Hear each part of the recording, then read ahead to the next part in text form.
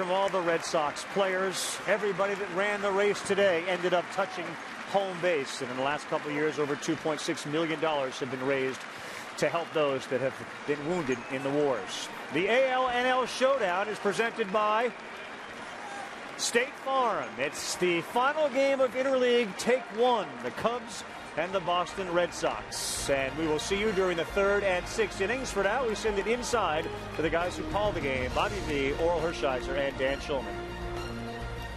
Carl, thank you very much. Stirring stuff on the field pregame here at historic Fenway Park in Boston. The Chicago Cubs are here at Fenway for the first time since 1918. They'll wrap up this three-game series here tonight as we bring you another edition of Sunday Night Baseball on ESPN, presented by Taco Bell.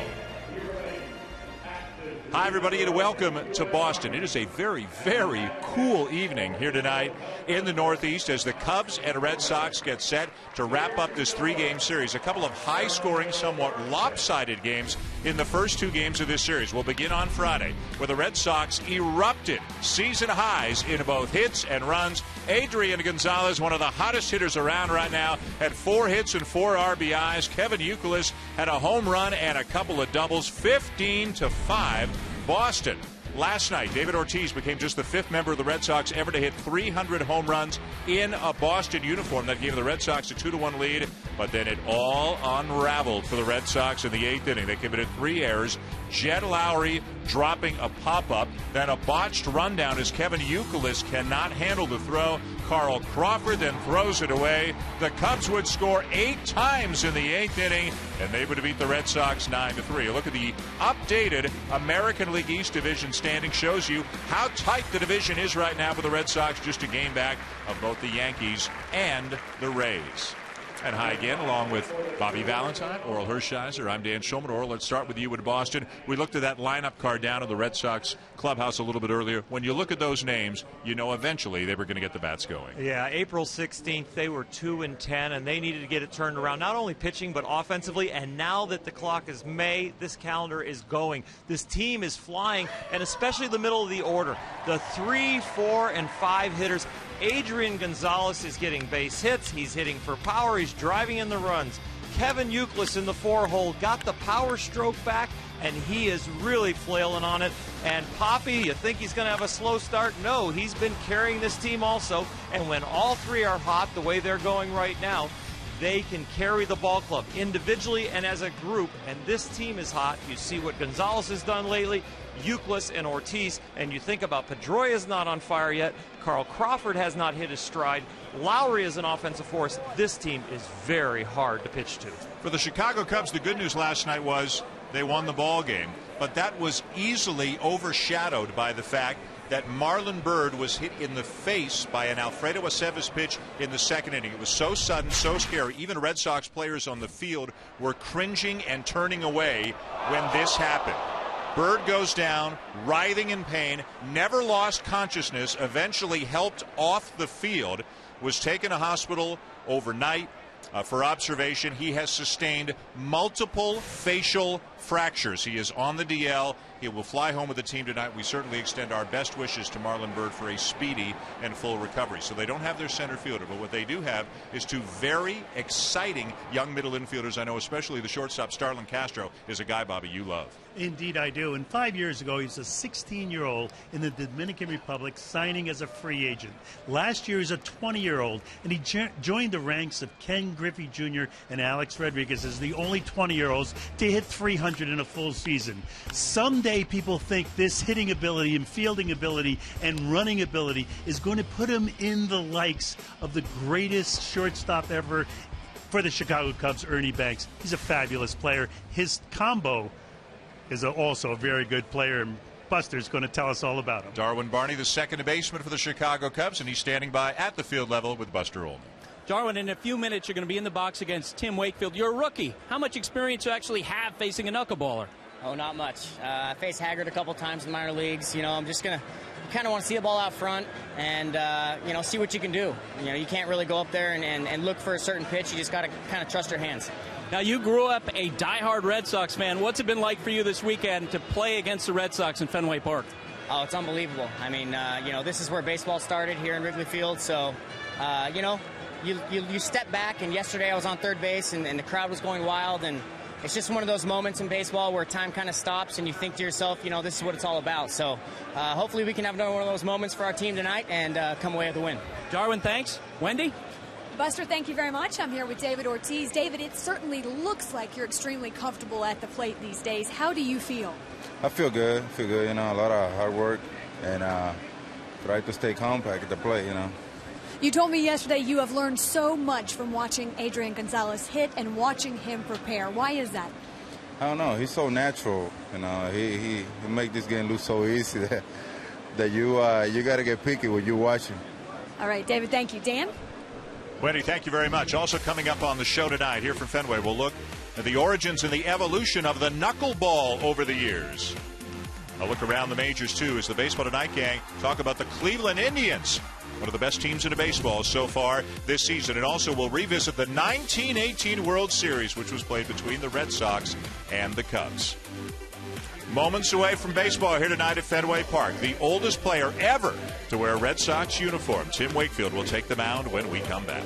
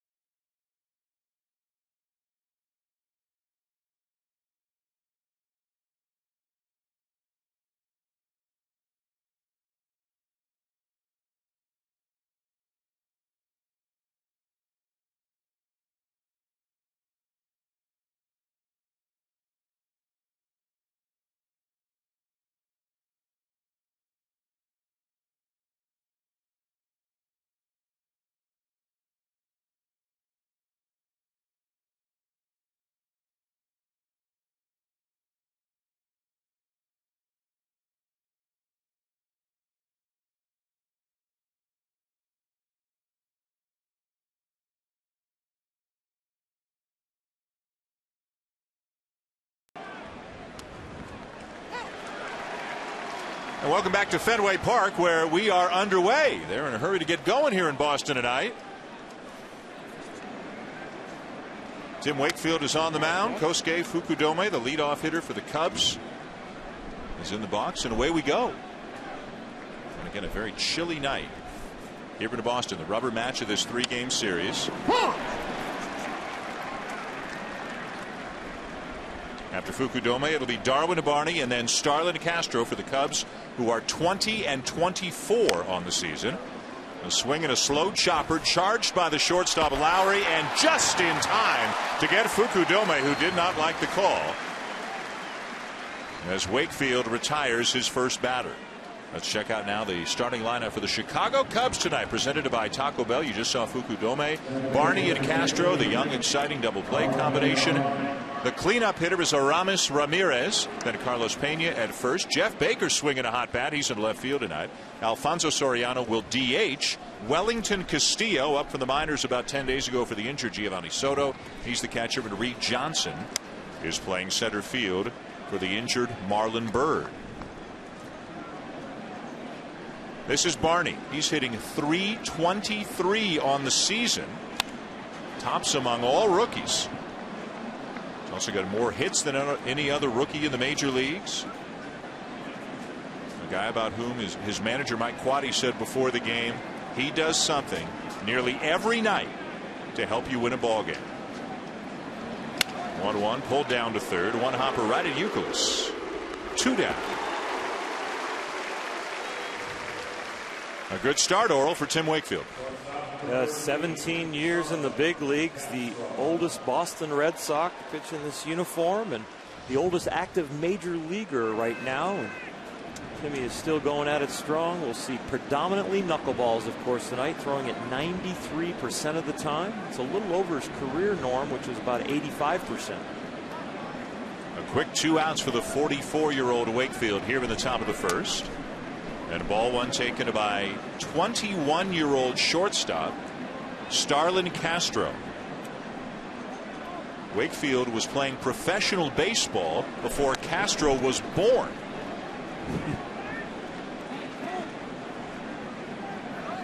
Castro becoming the first player, this will make you feel old, born in the 1990s to make the major leagues, as the count is 3-0.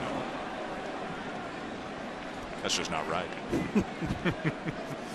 Well, 5 years ago, he was in the Dominican Republic. He was signed as a free agent there and made his way quickly to the major leagues.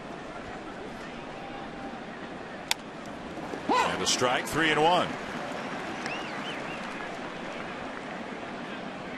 Ground outs by Fukudome and Barney here for the first 2 outs of the ball game tonight. Wakefield working very quickly. And the 3-1 grounded down to third. Youkilis again. 3 up and 3 down go the Cubs against Wakefield in the top of the first. The Red Sox coming up here at Fenway when we come back.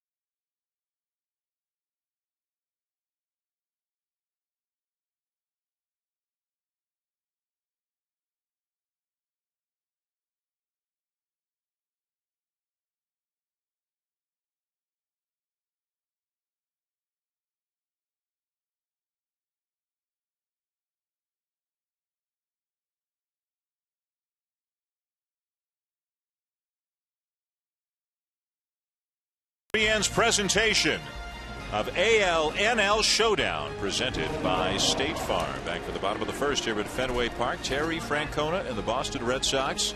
After a 2-10 start, they sit just a game out of first tonight behind both the Yankees and the Rays. And a look at the Taco Bell starting lineup for the Red Sox. Jacoby Ellsbury, Dustin Pedroia, and then Adrian Gonzalez. Gonzalez with 41 RBIs on the season.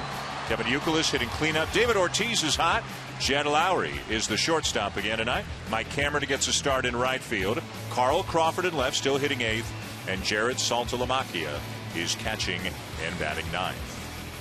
On the mound tonight for the Cubs, and we're going to see a lot of Cubs pitchers tonight. Matt Garza scratched with stiffness in his elbow, so James Russell Orr will get the start tonight for the Cubs. 4 starts this year, 5 in his career. Mostly a situational lefty. His ERA out of the bullpen is 0.00, but you see that ERA at 6.26. That's from the 4 starts, so he struggles getting right-handed hitters out. This is a left-handed batter to get it started in Jacoby Ellsbury. Ellsbury up to 296. You can see he is tied for the American League lead in steals. Swings and hits a big one-hopper down to first. An easy play for Carlos Pena for the first out.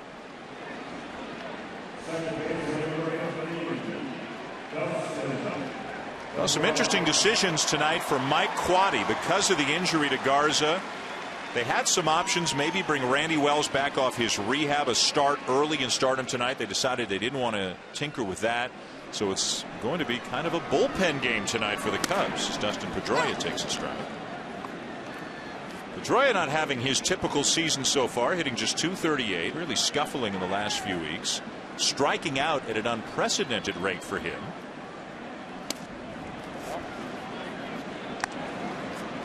The Red Sox have enough other bats going right now. Gonzalez, Ortiz, Youkilis, that they've been scoring a lot of runs in the month of May. Sharply hit off the glove of a diving Ramirez into shallow left field. That'll be a base hit for Pedroia. Well, one thing that Dustin's been doing is he's been taking a little of his aggressiveness out of his swing. In this at-bat, he swings as hard as he can at a pitch low and in and drives it by the third baseman. Nice try by Ramirez, just a little too hot to handle at the hot corner. So 1 out base hit for Pedroia here in the bottom of the first. And here is Adrian Gonzalez, who, after getting off to a bit of a slow start the first few weeks in a Boston uniform, has absolutely taken off. Now hitting .328, 4th best in the American League. Leads the majors in RBIs with 41. 26 of the 41 have come in the first 3 weeks of May.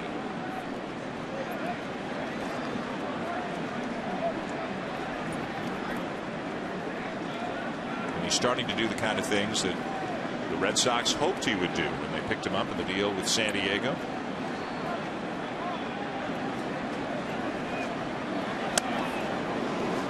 The count quickly 0-2. Put up great numbers in San Diego, and the feeling, Bobby, always was in this ballpark with the protection in this lineup that Gonzalez was destined to be a huge star. A huge star, and before the season I said a potential Triple Crown candidate.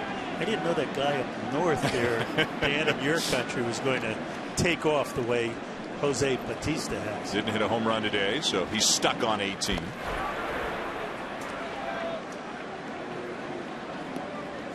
Boy, the calendar says May 22nd. Kind of feels more like March 22nd or November 22nd. 49 degrees. And dropping. I'm doubting that. But they have flocked to Fenway as they always do. A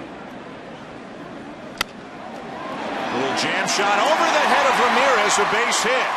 Up to second, Pedroia.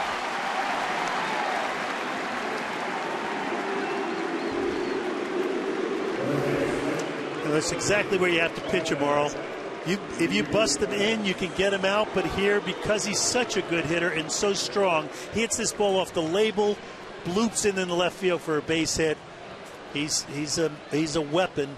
He's one of the best hitters in baseball. A lesser hitter would have hit that off the handle of the bat. He got it up there by the label enough to get it in for the hit. So the Red Sox with a threat here in the bottom of the first. First and second one out for another hot hitter, Kevin Youkilis.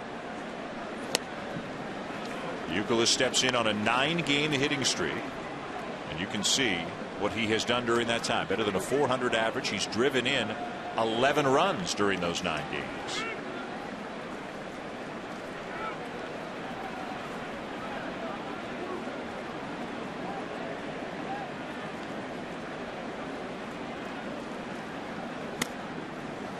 Russell, by the way, already pitched in this series. He went 3 innings in relief on Friday night when the Red Sox beat the Cubs 15-5.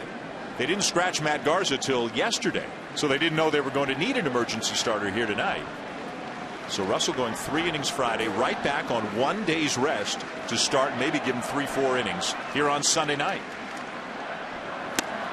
Well, Dan, if he goes 3 or 4 innings, that'll be like a complete game for the Cubs. They are just trying to get maybe 2 out of him. You think about, there could be maybe 4 or 5 pitchers scheduled to pitch for the Cubs tonight, even before the starter takes the mound. Cubs are off tomorrow. They'll use everybody they've got to try to get through the game tonight. The 2-1. And Youkilis punches it foul off to the right. So if you're wondering who you might see pitch tonight for the Chicago Cubs, any or all of these guys. And you can see that 3 of them, Wood, Marshall, and Marmol, all pitched last night in a Cubs win, but they all kept their pitch count down. They are all available tonight.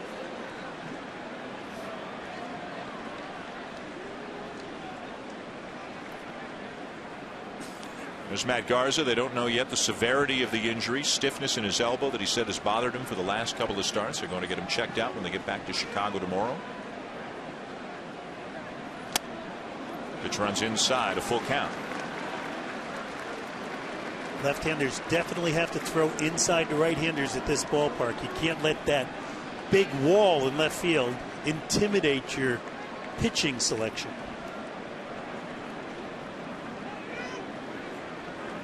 Russell, the son of a guy on your team with the Texas Rangers, Jeff Russell, a terrific reliever. As a matter of fact, his first 7 years on this earth, he was in a Texas Ranger uniform, young James Russell.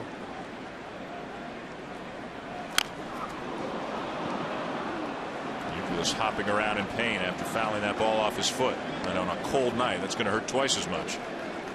Came back inside there, exactly what you have to do as a left-hander.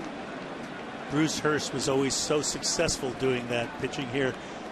Even looking at the Green Monster, he would throw right-handers inside and then throw the changeup away, which we're probably going to see here, hoping for a double play. After Ellsbury grounded out, back-to-back singles by Pedroia and Gonzalez, and a full count on Youkilis. Got him. Took a little bit off, and Youkilis strikes out. Well, Bobby, you're right. He went to an off-speed pitch, and the Red Sox did not start the runners because Youkilis leads their team with 41 strikeouts. That's his 42nd. So Terry Francona deciding, because of that many swing and misses for Youkilis so far this year, we will hold the runners and leave the table set for Big Papi, who has been hot also. Ortiz, after getting off to such slow starts the last couple of seasons, has gotten out of the gate well here in 2011. And you can see especially hot in recent days. Already 9 home runs on the season for Ortiz. A breaking ball for a strike with somewhat of a shift on. Barney is playing deeper and several steps to his left. Well, the shortstop, really, Castro, is about where he would normally be.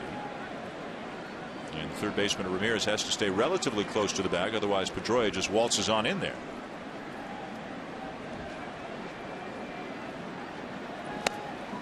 Oh, and 2. And Dan, as you mentioned, that defense, Reed Johnson in center field is not the normal center fielder and will get a lot of direction from the dugout. Johnson filling in for the injured Marlon Byrd.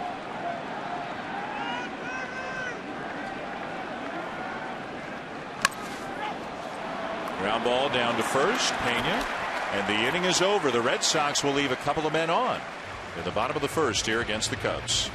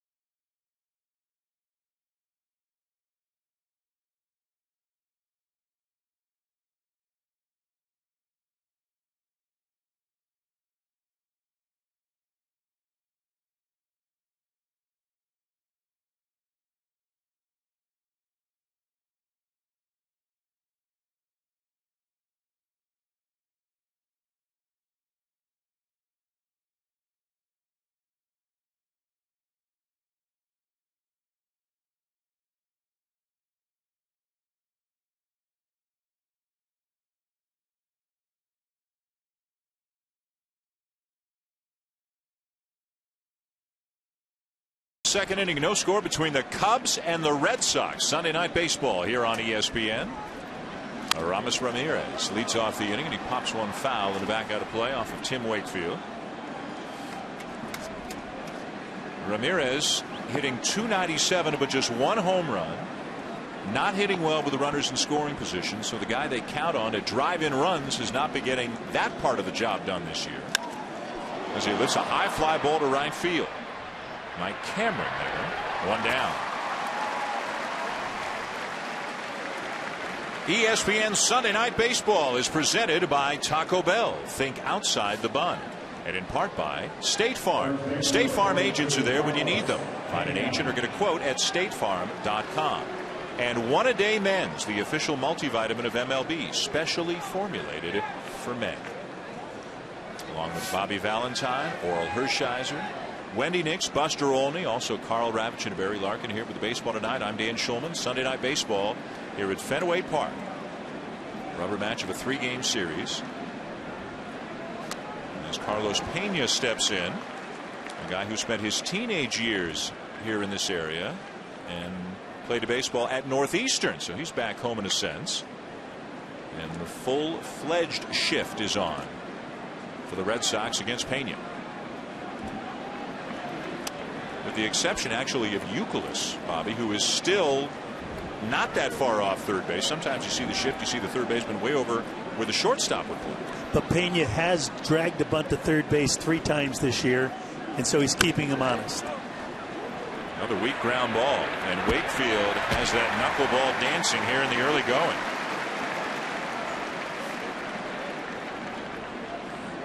Well, the key to the knuckleball for all the great ones, including Tim Wakefield, is to try and get a quarter to a half rotation as it goes to the plate. Why no spin at all? The one with no spin at all breaks too much to control it, and the hitters swing and miss. You actually are pitching to contact with a knuckleball, and a quarter rotation to a half rotation gives it good enough movement and then weak contact like that last ball. Jeff Baker squibs one just foul up the first base line. A challenge to hit the knuckleball, and of course also a challenge to catch the knuckleball. And you'll definitely catch the ball with one hand. Sotomayor will have his body turned a bit with his left foot more forward than his right foot. Get his right hand out of the way and just try to swat it as it gets close to him. He'll let the ball get very deep, will not reach for the ball at all, and have that positioning with his right foot further back. It allows him to be free. Wakefield strikes out Baker on 3 pitches. He has sent down all 6 Cubs he has faced so far tonight.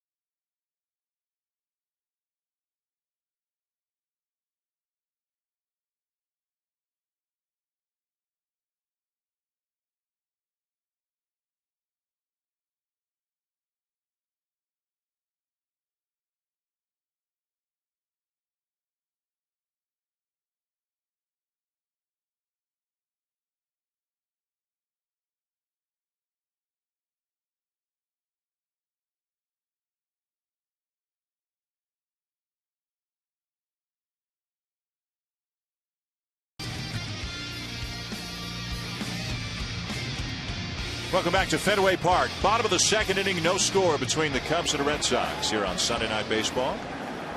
Jed Lowrie leads it off for the Red Sox against left-hander James Russell.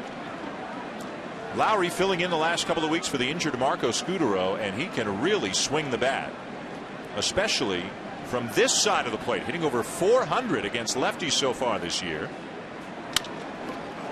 Up the middle, Castro spinning, and the throw pulls Pena off the bag. Safe is Lowrie.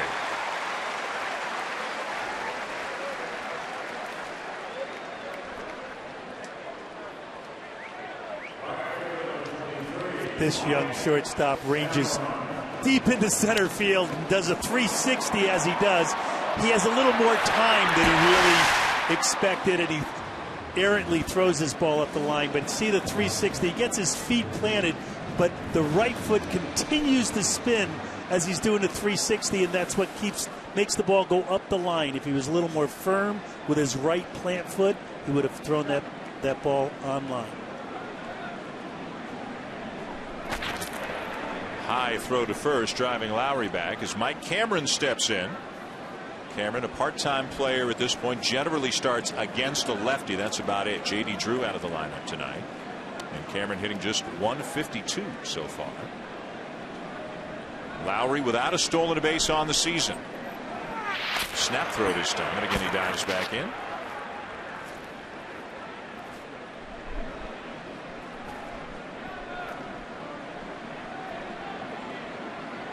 The Red Sox had runners at first and second with one out in the bottom of the first.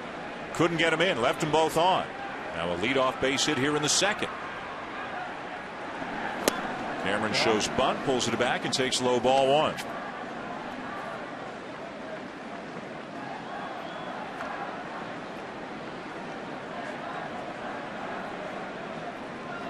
The Red Sox, as we mentioned, just a game out of first. Kind of remarkable considering they started the season 2-10. But they are 22-11 since then. Got a big week ahead of them, beginning with a series at Cleveland that starts tomorrow night. Game that you can see here on ESPN as they take on the Indians, who won again today. They swept the Cincinnati Reds. The Indians continue to have the best record in baseball. Justin Masterson, a former Red Sox pitcher, will get the start for the Indians tomorrow night.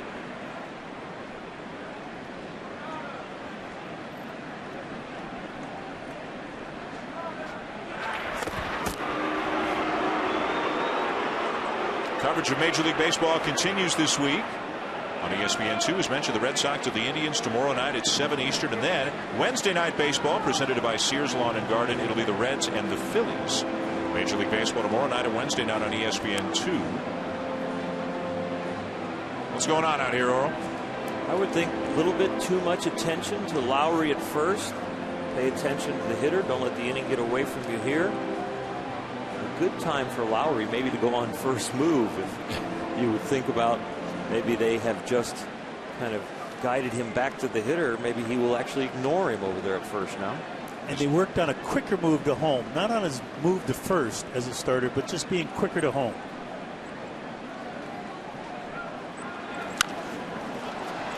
Ball and a strike. Now the count on Cameron. So Russell threw over 4 times to try to drive Lowrie back. Lowrie, a guy who hasn't stolen the base all season. As Cameron looks down to third again to see if there's some kind of a play on. When you've had an ERA of over 6 as a starter and you get the leadoff runner on, you have a tendency to want to pay attention to every detail to really turn your year around. And you have a right-handed hitter up there who you struggle against normally.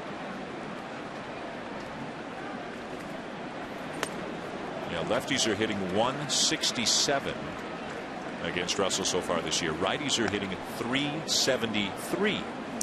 Well, Mike Quaddy said before the game that really during spring training he was developing to be that specialist and get the left-handers out. And then they said maybe he could be a left-handed starter. He started expanding his repertoire with a split finger and a cut fastball. And here he is starting this pretty important game for the Cubs. Not only is Matt Garza out with some elbow trouble right now. Andrew Kashner, another starter, was on the DL. Had a setback. He's got some shoulder trouble. Probably won't be back until July. Randy Wells is on the DL with a strained forearm. He could be back his next time around, and he pitched today on rehab. Could be back 5 or 6 days from now, although the results were not good today for Wells. So it is a depleted Cubs rotation, to say the least, right now. Grounded down to third. The second one back to first. Double play.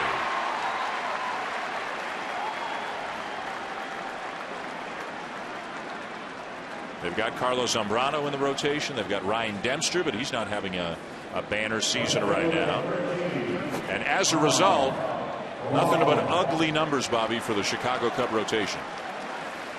Yeah, Mike Quaddy said they have to pitch better. They have to play better defense. He believes they will. He believes in his team, and he wants to see how things move forward. Carl Crawford, the batter. I mean, both of you guys can attest to the fact when your rotation is putting up numbers like that, almost impossible to win, right? Almost impossible to contend. Yeah, bad pitching is a long year, and you just really need to get people out there, at least in the first 3 innings. Give your team a chance. You emotionally can stay in the game. You don't put the pressure on your offense. You're not looking around for clues about the only way we can win games is to climb back into a game.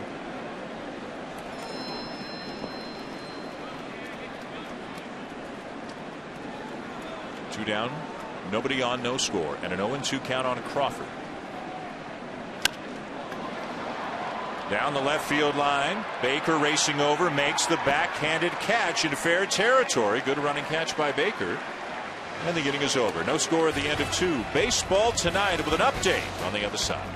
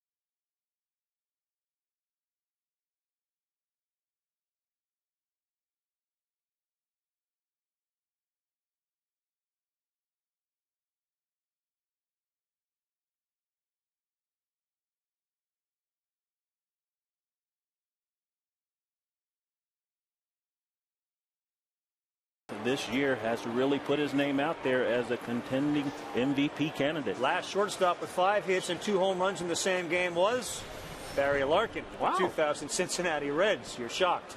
Derek Jeter, not the last shortstop to do that. Well, he had 2 hits today, 25 shy of 3,000. Ramirez, a big game for the White Sox, and Joey Votto keeps rolling along, a home run, part of a 2-for-4 day.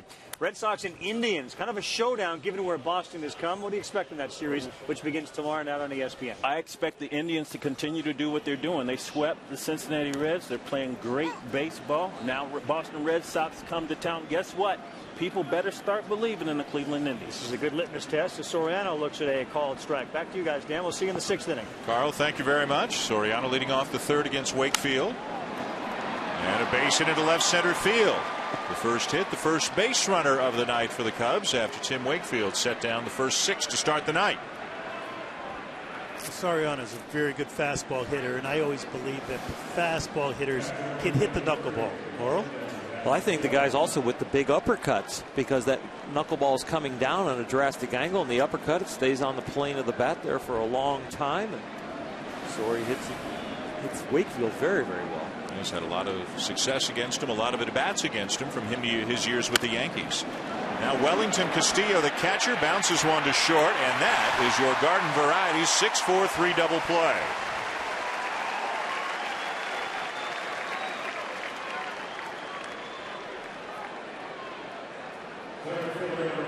Difference between a ball in the air that can hit the outfield grass and a ball that hits the infield grass is the infielders can make a double play out of it. No matter if you're a knuckleball pitcher or a fastball sinker ball pitcher, ground balls are really good to get. Reed Johnson playing center field, batting ninth for the Cubs. He'll take a knuckler for a strike. Johnson, as we mentioned off the top of the show, filling in for the injured Marlon Byrd, who, if you weren't with us earlier, he was hit in the face by a pitch last night from Alfredo Aceves, suffered multiple facial fractures, has been placed on the DL, and the Cubs expect this to be perhaps significantly longer, but definitely longer than 15 days. He's going to fly with the team back to Chicago tonight. Mike Quade telling us that Byrd will see a neurologist, an ophthalmologist, among other doctors in the coming days to assess the extent of the damage. And again, we send our best to Marlon Byrd. It was a scary sight. It was a scary sight as the ball tailed inside, hit him right in the face. He's one of the finest men and real energetic leaders of this team and in baseball. He'll be missed. And we wish him the best. Johnson pops it a mile high in foul territory. Adriano Gonzalez there, and quickly again. The inning is over. We'll go to the bottom of the third. Still scoreless here at Fenway.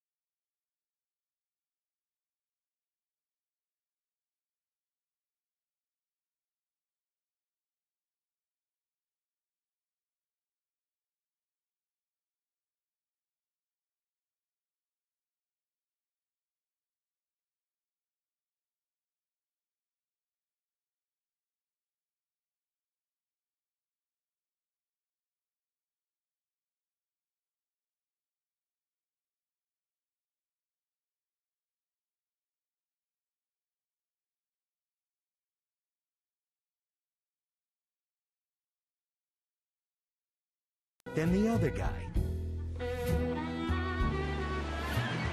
And all these years later, the Cubs are still coming to the ballpark, whatever ballpark it is, and hoping and praying that at some point in their lifetimes they will see their team win a World Series championship. And maybe they have to look no further than to the person sitting beside them on their left or right here at Fenway tonight. They could say to that Red Sox fan, "Tell me what it's like." Jared Saltalamacchia leading off the bottom of the third. 1918, the Cubs and Red Sox met in the World Series. The Red Sox winning in 6 games, led by Babe Ruth, who threw a complete game shutout in both Game 1 and Game 4. The Babe Ruth, more of a pitcher then than a hitter. He was just starting to change from a pitcher to an outfielder in 1918. He hit a triple in that series. He did hit a triple. Played a little left field. Yep. Extended what was then a record 29 2/3 consecutive scoreless innings in World Series play.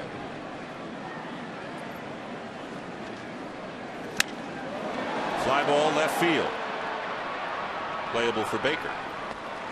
By the way, in that entire series, the 6-game series, the Cubs scored 10 runs. The Red Sox scored 9 runs, but won the series 4-2. Babe Ruth, a 1-0 win in Game 1, and he also won Game 4. The series was actually held in September due to the World War I work or fight order that forced the regular season to end on September the 1st. It remains the only World Series to have ever been played entirely in the month of September. Jacoby Ellsbury with a chopper to second. 2 down. And get this, the longest game of the 6 in the World Series was 1 hour and 58 minutes. And no home runs hit in the 6 games. Red Sox winning it. Babe Ruth winning a couple of games. Low scoring. Look at the attendance in Game 6. Only 15,000. This had something to do. I did a little reading today with a wildcat strike that the players, they try to go out on strike before Game 5 to get a bigger cut of the money, of the proceeds from the World Series. There was a lot of backlash about that. A very small crowd showed up for Game 6. The Red Sox are winning in 1918. Whoever would have guessed it would take the Red Sox 86 years to win their next World Series, and that the Cubs still would be waiting to win one. Pedroia with a bouncer to short. Castro, inning over. 3 up, 3 down, 6 pitches. No score at the end of 3.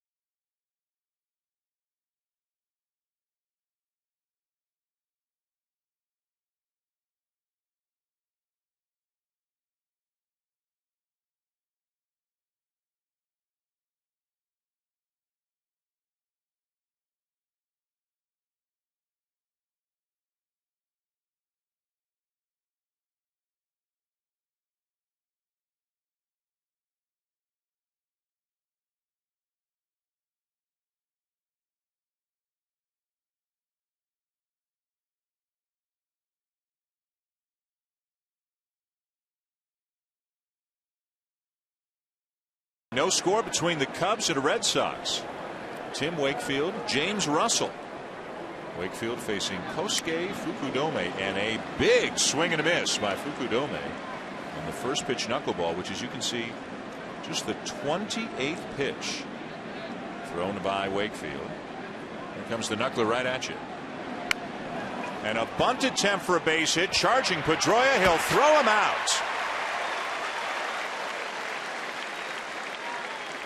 As we mentioned earlier, the knuckleball is dancing tonight. Here's Tim Wakefield talking about what it takes to throw the knuckler.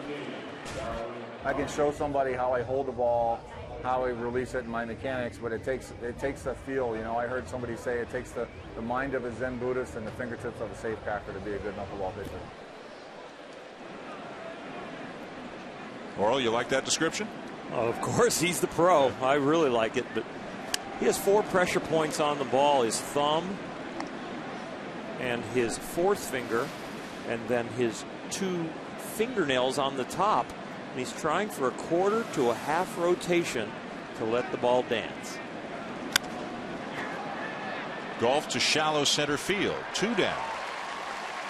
You ever mess around with a knuckleball at all? After my shoulder surgery, Tom Candiotti was a teammate of mine, and I did mess around with the knuckleball and tried to learn from him. It was very easy for me to learn after about a month and a half on flat ground. The hardest thing is to throw it down a mound. Well, it's going pretty well for Wakefield so far. Look at that pitch count. For 17 years and for tonight. Yeah. 193 wins in his career. Among Red Sox leaders in a number of different pitching categories. He's been with Boston since 1995. Broke in. It's a foul ball. Broke in with Pittsburgh back in '92, and as a rookie went 8-1 with a 2.15 ERA. And then, Bobby, in the National League Championship Series with the Pirates, he threw complete game victories against Atlanta in Game 3 and Game 6. And the Braves were living in fear he was going to come back on 0 days rest and start again in Game 7. It would have been a great shot. I think he could have done it, and he probably could have gone 6 and gotten a victory. That was the game where ultimately at the end of the game, Francisco Cabrera got the base hit. Sid Bream scores. Atlanta beats Pittsburgh, and the rest is history, as we all know. Here's another pop-up. Gonzalez again, and Wakefield is cruising. 4 shutout innings, giving up just 1 hit so far.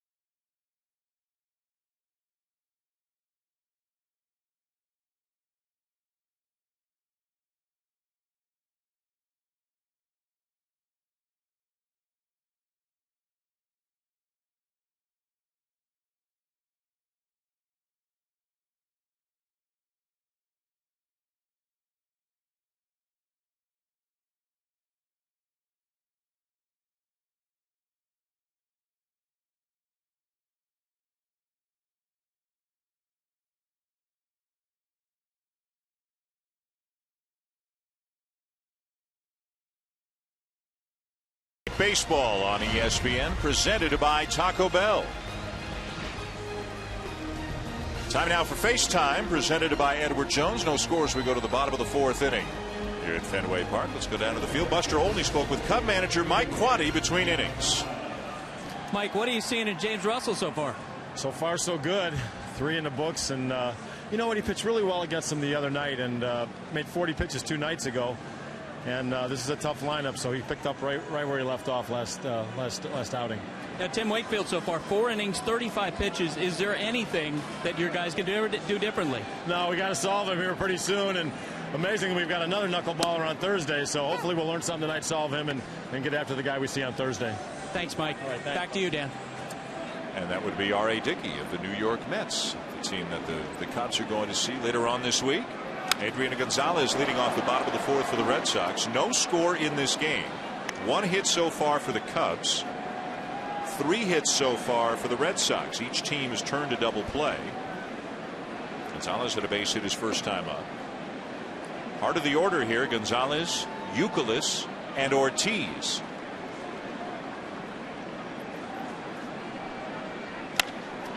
And another base hit, and again Gonzalez goes the other way.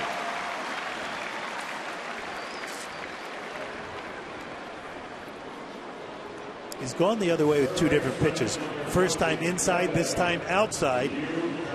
He's a pure hitter, and he can go with the pitch, and he can fight a pitch off. And we saw the other night how he could even take an inside pitch and pull it deep for a home run.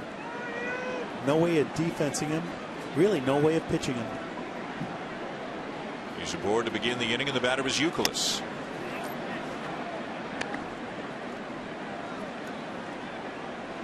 Youkilis struck out his first time up. Russell, as you just heard Mike Quaddy say, he said 40, actually 39 pitches that he threw on Friday night, 3 innings in relief. This is his 39th pitch here tonight. But he's pitching well. Pitch count is very low. Quaddy told us before the game, Oral, if he got 4 out of Russell, he'd be thrilled. And nobody's up in the pen right now. Pitch count's low. It's all going well. Every out that he gets is huge for the Cubs. They then are allowed to not just try and get innings out of their bullpen in each pitcher, but to match up in a winning situation. As a manager, Bobby, it's Pena's now going to head into the mound. You go into this game, if you're managing the Cubs, telling your guys, hey, just be free and easy. If we win it, great. Nobody's expecting us to win it, but we might just pull it off. I don't think you'd say that. I'd say everybody, all hands on deck. Be ready when we need you, and we have a good chance of winning every game we play. Let's go at them the best we can.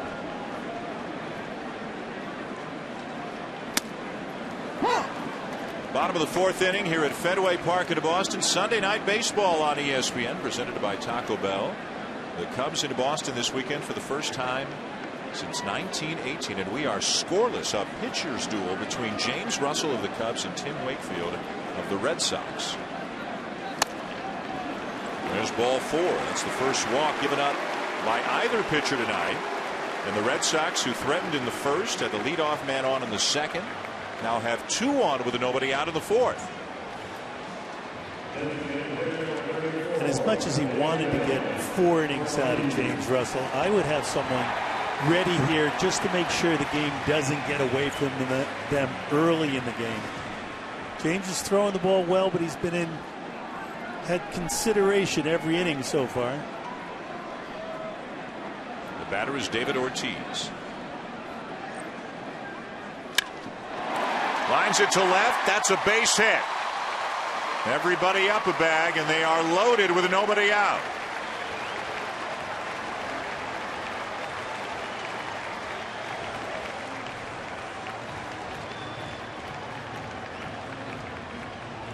The difference between relievers and starters is the depth of your repertoire. And when they talked about adding pitches to his repertoire in spring training to see if he could be a starter, the real dominant breaking ball did not come around. The split finger was average, and they said, let's go back to being a situational lefty. And here we're seeing the Red Sox, the second time around the order, start to catch up to him. They start to understand where you go for your strikes. They start to understand what your out pitch kind of looks like tonight, what you have a feel for. And they pick up on the pattern, and now it's time to make an adjustment. Left-hander John Grabo getting up in the pen.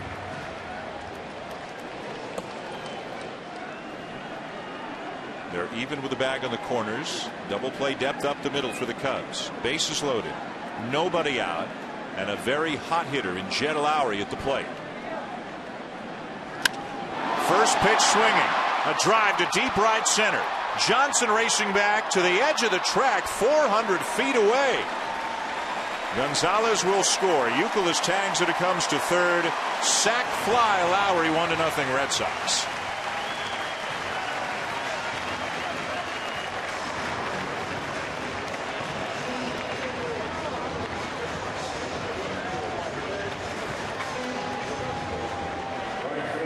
finally the Red Sox get a run after having a couple of opportunities earlier tonight. And they still have runners at first and third with a one out. Russell with the bullpen working behind him. And Dan, that's 2 hits in a row that Russell's been backing up bases. It's a good time for a pitching coach to go out and give him a breather out there. The batter, Mike Cameron.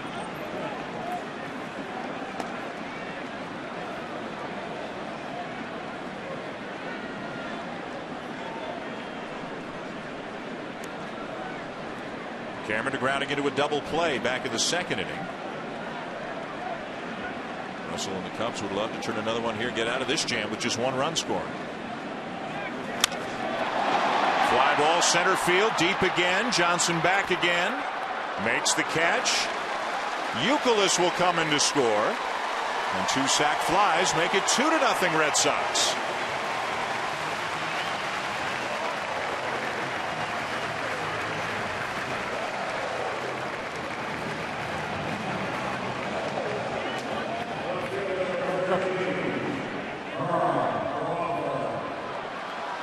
So 2 down now. Remaining at first was Ortiz. And here's Carl Crawford.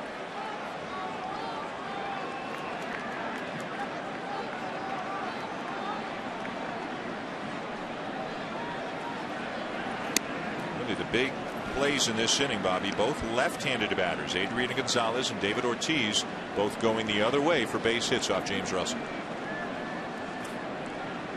As Earl said, they were looking away. They got the pitches away and knew what to do with it.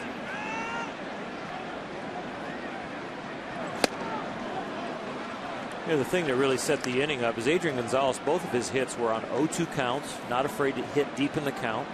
Youkilis has been hot, didn't try and over swing and really go after the fact that I'm swinging a hot bat, I'm going to swing. He takes a walk.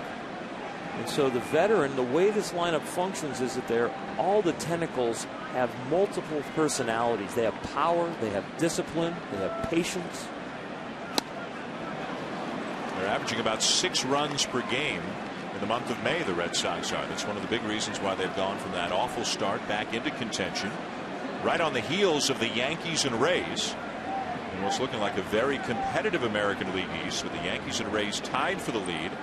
Boston a game back, Toronto 2.5 back, Baltimore in last, just 4 back.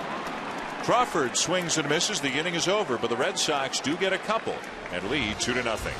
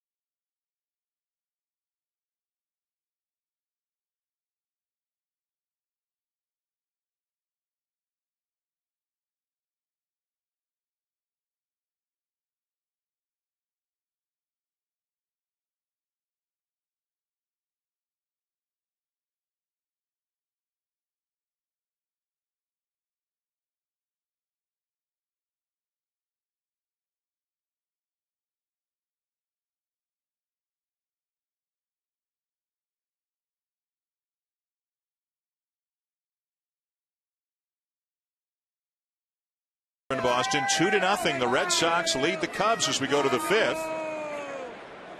Aramis Ramirez leading off the inning against Tim Wakefield. Ramirez with a fly ball to right field his first time up. The Cubs have just one hit through 4 innings off Wakefield. That was by Alfonso Soriano, and he was immediately erased on a double play ball. So Wakefield has faced the minimum through 4. Throwing his 38th pitch now here in the 5th inning. Slow chopper to third. Youkilis with the off balance throw in time.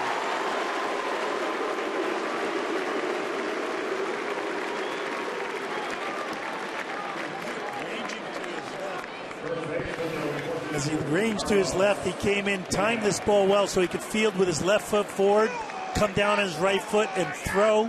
That's not an off-balance throw, that's an on-balance throw because he's throwing off of his throwing foot, which is your back foot or your throwing arms foot. Nice play by the Euchre.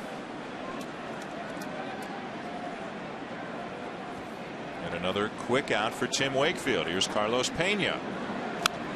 I think one of you guys the last time we had a Red Sox game described Youkilis as a hard trier at third base. It's not always ballet, but he's going to give it everything he's got, right? He gave everything he had there, but it was like ballet because he did time his footwork. That's what you have to do to make that play. Pena grounding out his first time up. Signed a 1-year deal with the Cubs for about $10 million. Has started to get the bat going the last couple of weeks after really struggling out of the gate.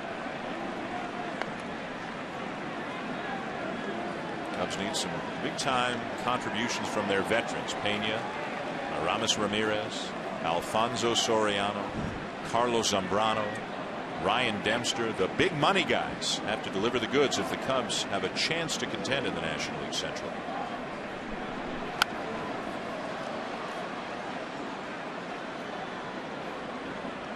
Soriano does have 11 home runs this year, but almost all of them have been solo shots. He's not a base stealer anymore. He's not a good outfielder. Dempster's had a real up and down season so far.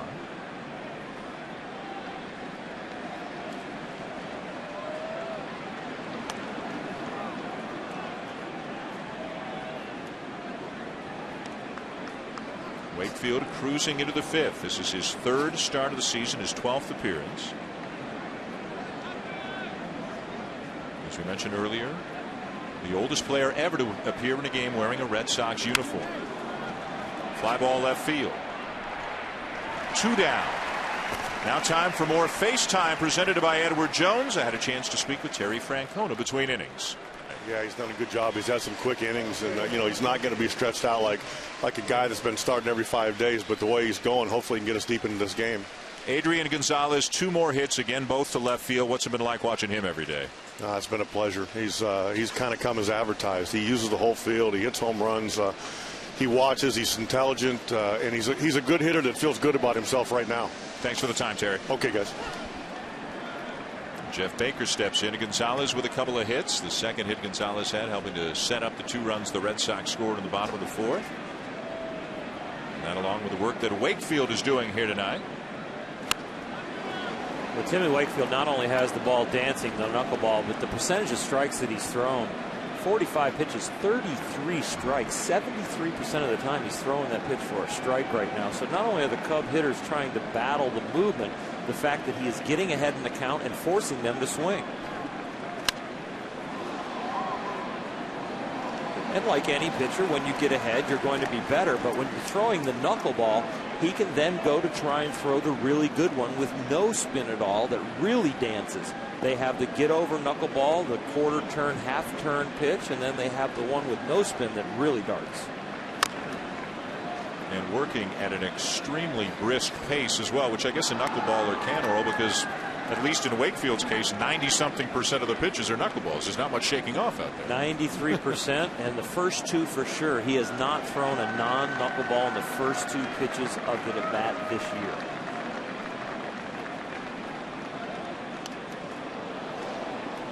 Off the glove of Saltalamacchia.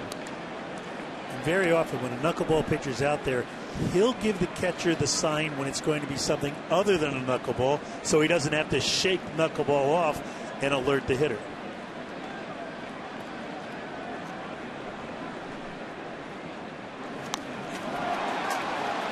It gets away from Saltalamacchia. Down to first goes Baker, and he will reach.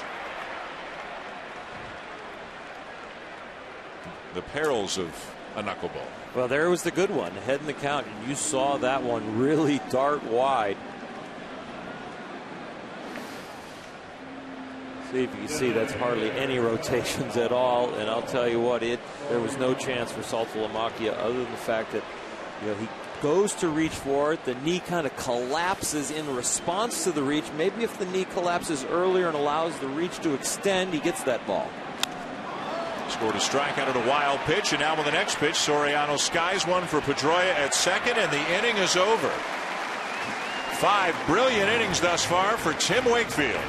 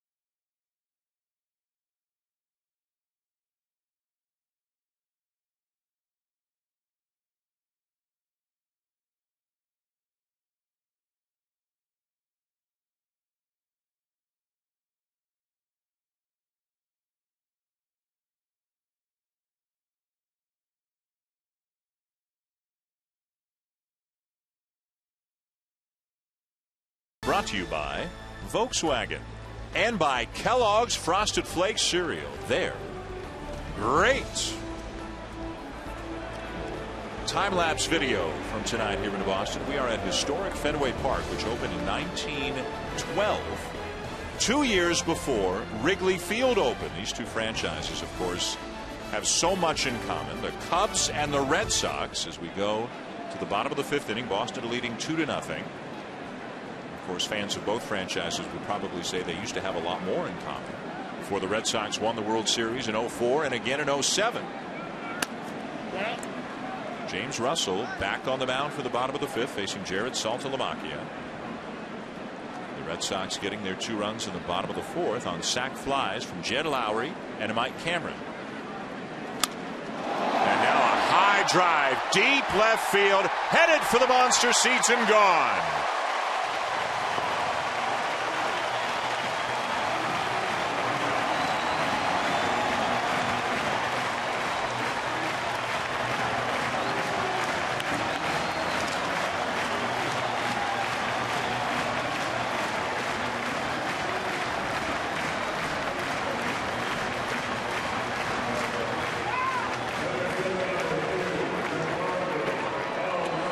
Well, it took him a while to get going, but Saltalamacchia is swinging the power bat right now. That is his 3rd home run in his last 4 games. And it makes it 3-0 Red Sox.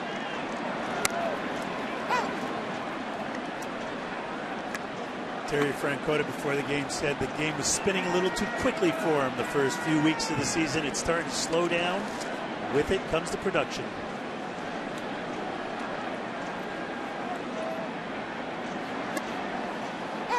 Little breaking balls, and it's 0-2 on Jacoby Ellsbury. Mike Quaddy wanted 4 innings out of James Russell. He got the 4 innings plus.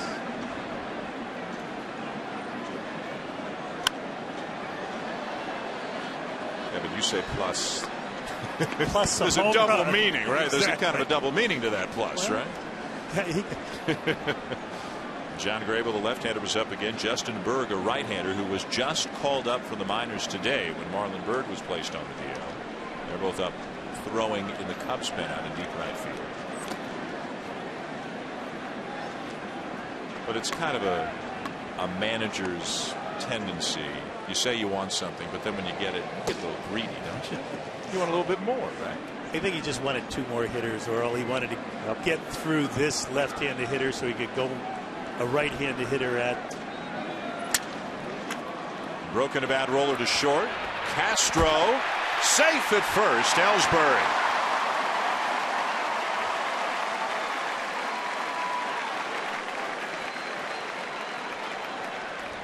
Well, we're going to see that pitching change now, Dan. And Quaddy is on his way out to the mound. Pedroia is due up, so you would expect the right-hander, but here comes Berg into the game. Russell gave it all he had pitching into the 5th, but he will leave trailing 3-0.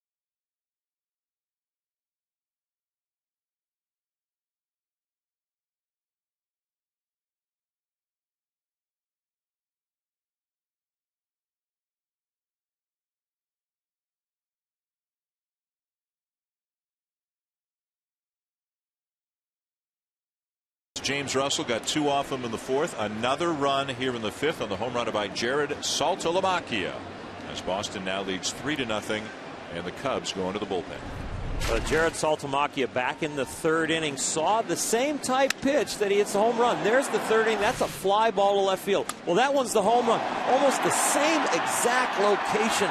And you see he was not fooled a bit on this. Squares it up on the barrel of the bat over the green monster. And Bobby, you talked about the game is slowing down for him. 1st and 3rd plays, getting to know a new pitching staff, a new hitting coach. Well, things are slowing down at the plate because he's seeing the ball well and driving it now. Look at that production. And for the Red Sox, that had gotten virtually nothing offensively from either Saltalamacchia or Jason Varitek until the last few days. New pitcher for the Cubs now is right-hander Justin Berg, as mentioned, just recalled from the minors today to give them an extra arm, taking the spot on the roster of outfielder Marlon Byrd, who went on the DL. Berg up earlier this season. This is his 7th appearance with the Cubs. The batter is Dustin Pedroia.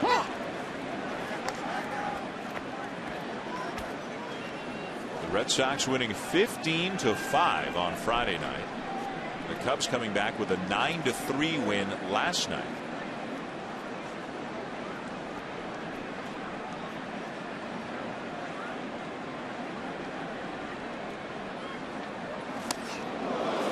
Red Sox, with both Tampa Bay and the Yankees winning earlier today, they need a win to keep pace tonight and to stay within a half game of the lead in the American League East.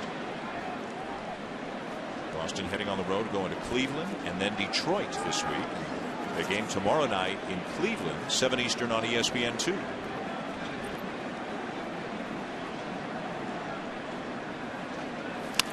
Pulled foul, a ball and 2 strikes. They update the American League East Division standings every day here on the hand-operated scoreboard on the Green Monster at Fenway Park. The only thing that surprises me there, I guess they have to because of percentage points. The Yankees just percentage points ahead of Tampa Bay. If there's ever any kind of a tie, the Yankees will be placed below the team that they are tied with here in Boston, or at least it seems that way. But 25-20 is just a bit better than 26-21 in terms of percentage. And there are the Red Sox at 24-21, just a game out. We have a new pitcher just came up from the minor leagues. Earl checking the signs, probably the pitch out. 1 ball, 2 strikes. Ellsbury at first saw something he didn't recognize, called the catcher out to the mound. What is that? Well, let's throw over and hold him there, and we'll use the pitch out a little later.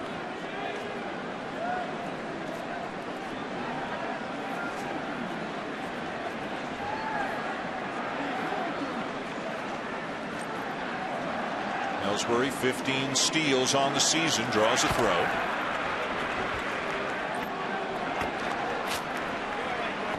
Talked about the guys in the middle of the order, Gonzalez, Youkilis, Ortiz really getting going, but Ellsbury's been hot, hitting well, getting on a base, stealing bases. He has done more than his share to ignite the offense here in the last few weeks.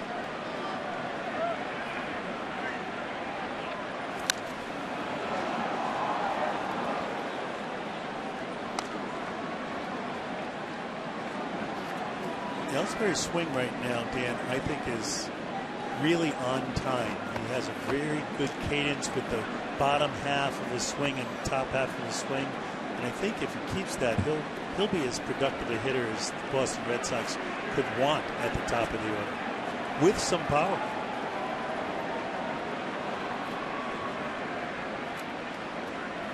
Not going. Good block there by Wellington Castillo, the catcher for the Cubs, who got called up when Giovanni Soto went on the DL with a groin problem.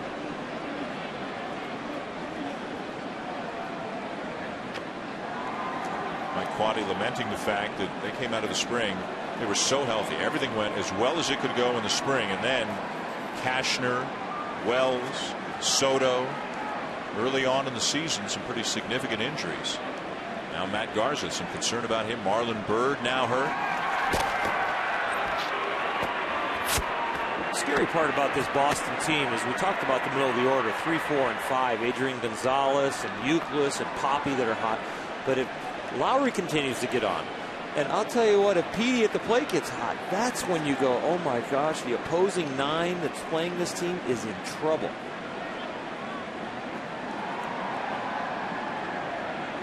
There he goes. Pitch inside, ball 3, throw down, the tag, and out at second is Ellsbury.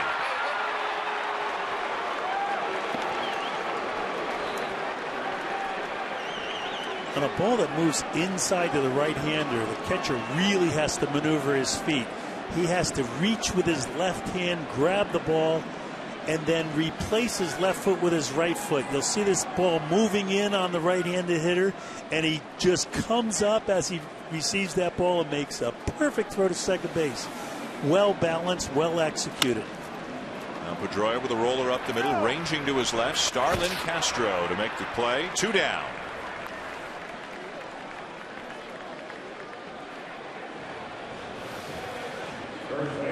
There's you straddling the bag, letting the ball travel the full distance that it does. Catch it. Barney just brings it down, makes the tag, lets the runner tag himself out as he does it. Many fielders feel that ball up in front of the bag. Barney has been taught properly, learning second base for the first time, to straddle that bag and let the ball travel the full distance. Adrian Gonzalez, the battery's 2 for 2. And a strike at the knees from Byrd.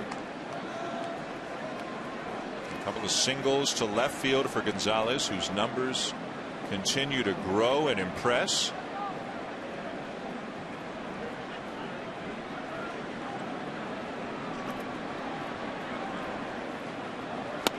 talk about an unassuming superstar, too. I mean, no ego, no air about him, the way he carries himself. Seemed like he fit in with this team the second he got to spring training. Everything he does is effortless and so smooth. The defensive side of the ball and the offensive side of the ball. Smooth when he plays catch before the game, even with the knuckleball, as we saw, right? He just looks like a baseball player. Looks like he loves to play the game also. Very detail-oriented. When your movements are this efficient, you have paid attention to everything you do with every part of your body.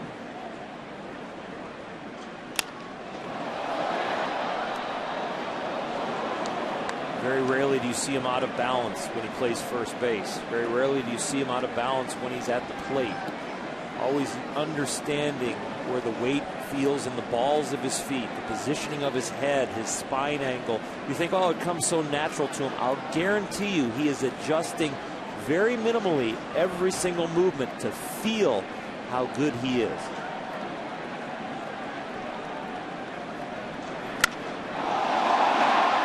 Deep left center field.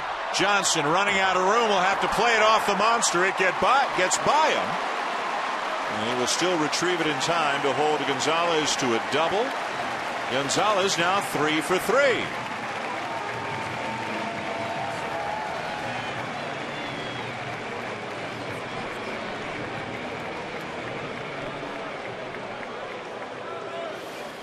Adrian Gonzalez, a beautiful swing on a good pitcher's pitch down in the strike zone, but see the balance. He drives this ball to finish squared up like that power triangle that we talk about so often. His head is in perfect position between his legs.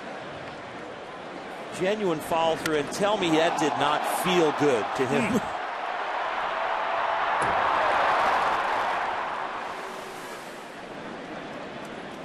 This is one of the things, as Youkilis steps in now for the Red Sox, this is one of the things the Red Sox envisioned, Oral, that Gonzalez would do with the natural swing that he has, that he would just take the ball the other way and play pepper with the monster all season long.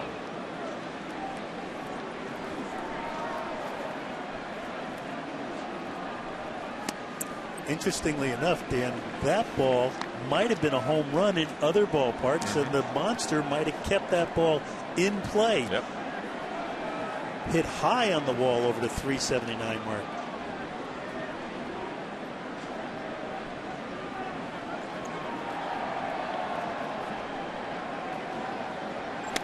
Yeah, the monster's just 310 feet down the left field line, but it is 37 feet high.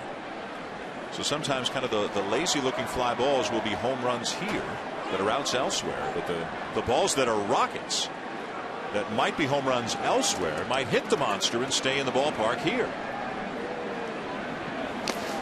And Dan, my father-in-law Ralph Branca just texted me, and he said in the 50s when he played here, it was 325 down the line. Somehow it got shorter. It used to be 325. It was, or it's claimed to be. Well, that's what they claimed it to be. Someone came out and stepped it off, and they changed the numbers on the wall. That sounds right.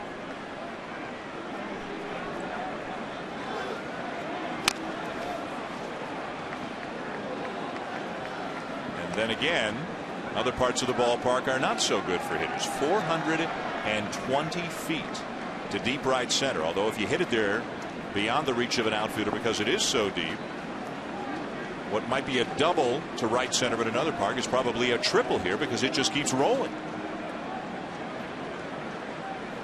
Interesting little ballpark they've got themselves here. Both of these teams. Youkilis skies it into shallow right center. Johnson the catch to end the inning. A home run for Saltalamacchia. 3-0 Boston. Carl Ravitch, Barry Larkin with a BBTN update on the other side.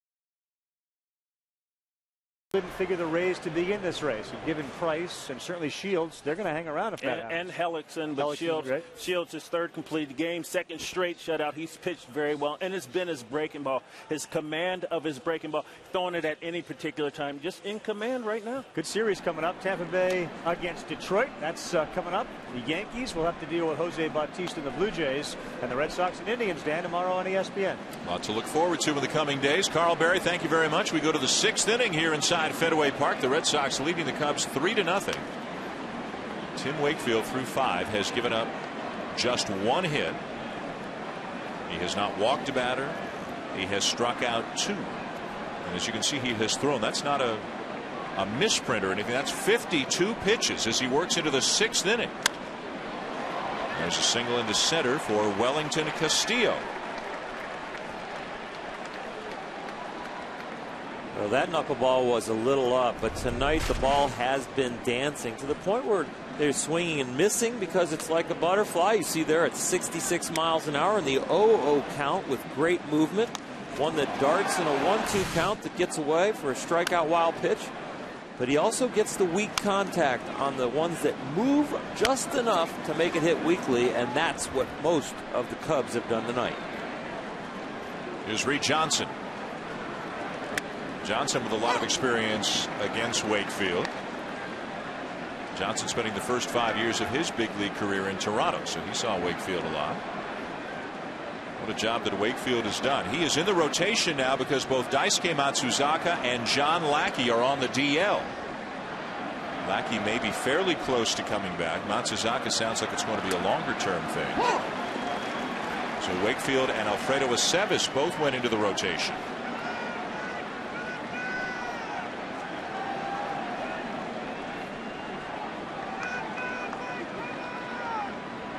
Aceves pitching last night, going 5 innings in a spot start. Figures to get another one. Johnson with a pop-up over near the seats and just a foot or so beyond the reach of Gonzalez, out of play.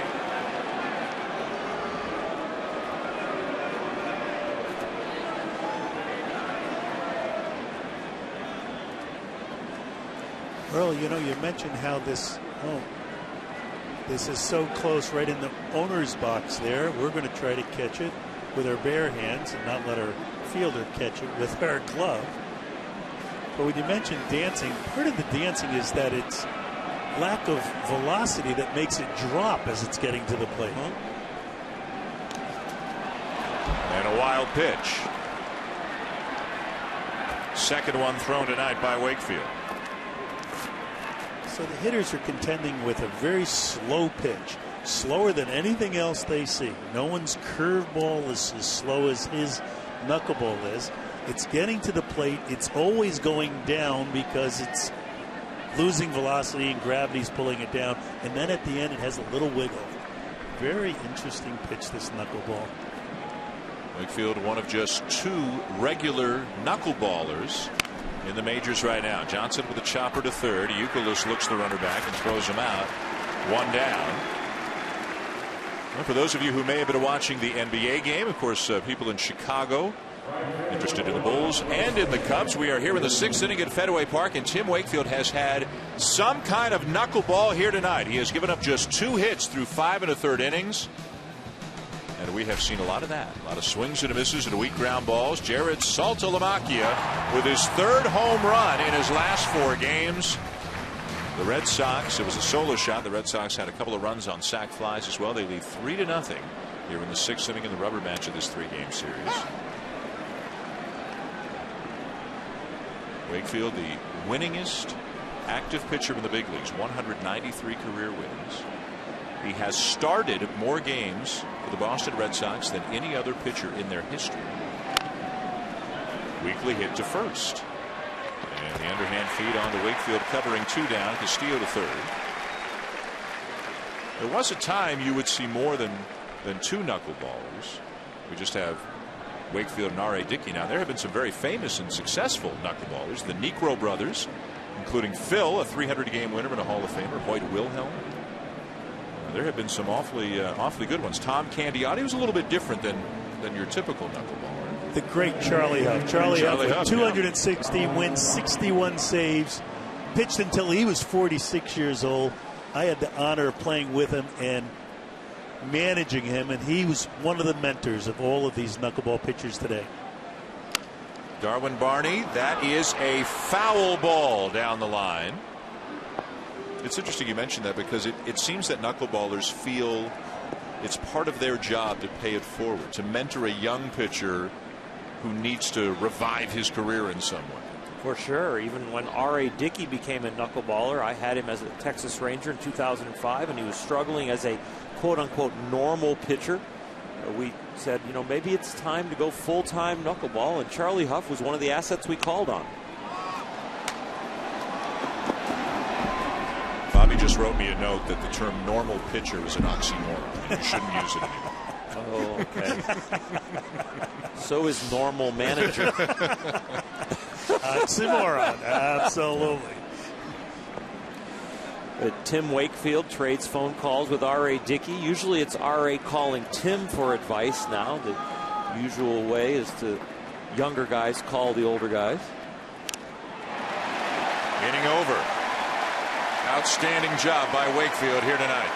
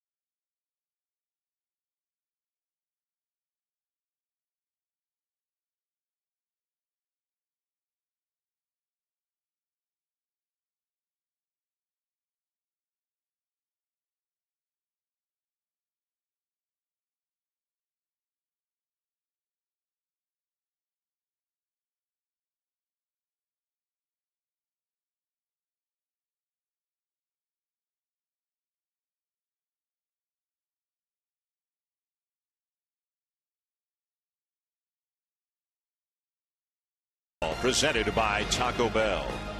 A chilly night. Temperature down in the 40s. In the 40s here in late May in Boston. The Red Sox lead the Cubs 3-0 as we go to the bottom of the 6th inning. Third pitcher of the night for the Cubs is left-hander John Grabo, making his 18th appearance of the season. And the ERA just over 4. And he is on to face left-hand hitting David Ortiz. Big Poppy's got a ground out and a base hit. Jed Lowry, Mike Cameron due up this inning for the Red Sox as well. And again, we see the way that the Cubs defend Ortiz. They keep the shortstop Castro on his side of the bag, but they do move Barney way out into right field and a few steps to his left. So everybody's got a different set of charts, a different experience against a hitter. You'd think everybody's looking at the same information, the same data. You would think that they do, but it could be that against left-handed pitching, which we've seen Poppy hit against tonight, he pulls ground balls and then hits them the other way, but doesn't hit them up the middle. It must be on their chart. It's very odd, but it must be on their chart.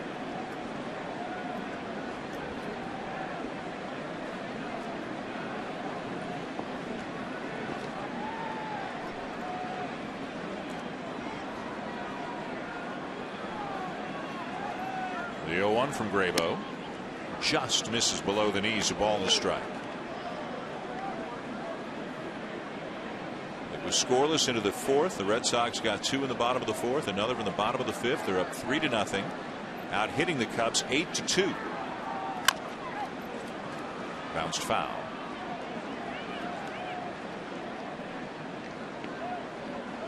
The only other time these two teams met in the regular season was in interleague play at Wrigley Field in 2005 when the Cubs took 2 out of 3 from the Red Sox. This weekend is the first time since the 1918 World Series that the Cubs have come to Fenway.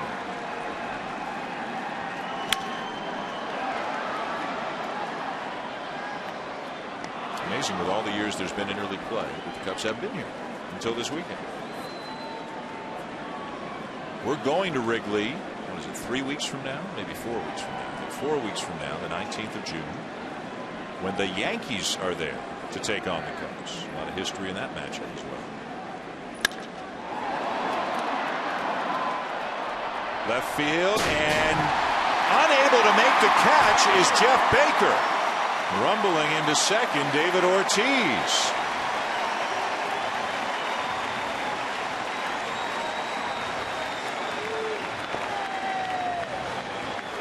David Ortiz hits this ball real well, and the thing to watch in the replay is that when a left-hander hits the ball to left field, the ball, when it loses its velocity, starts to spin and curve back towards the left fielder. So not only contending with the green monster and the warning track, but contending with the spin. And as you see, the ball missed the glove over the top of the glove, but also was spinning left to right for Baker. A leadoff double for Ortiz. Here's Jed Lowry. Lowry tonight has a base hit and a sacrifice fly. He's done an outstanding job offensively since taking over for the injured Marco Scudero. Had a critical error in last night's game as he chases a changeup down and away. Adequate defensively, Bobby? Adequate. I thought he broke back on that ball very well. I think it was the wall that kind of gave him a little alligator arm at the end and let that ball hit off the end of his glove. Knew he was on the warning track and was worried about that immovable object he was ready to run into. Ortiz will retreat to the bag as Lowry is thrown out, 1 down. Let's take a look now at our pro tips, brought to you by Cabot Wood Stains. Dan, you hear so much about hitting inside the ball. Gonzalez is great at that. This is an inside pitch where he gets the head of the bat and hits the inside of the ball. That is the same swing here, hitting the in. Oh, that's the third at bat. He's hitting behind the ball and driving it. You always have your hands inside the ball, but often you get the head of the bat inside the ball and you hit the ball to the opposite field. Couple of singles to left and a double to left center for Gonzalez tonight. Here's Mike Cameron. A double play ball and a sac fly. So there's inside the ball as far as the barrel of the bat. There's the back of the ball, right, like he drove the second one, and then there's around the ball or the outside of the ball. Exactly. The way Granderson's hitting and the way Bautista's hitting. They take outside pitches and pull them. And is that more batting style than bat speed? Just the way they like to attack the baseball? Actually, it's where they attack the baseball. The balls that get deeper, you have to have the head of the bat inside the ball to be able to hit it.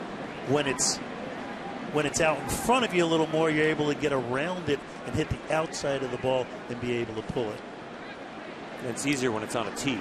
Oh, or in your hand, for sure. Or not going 94.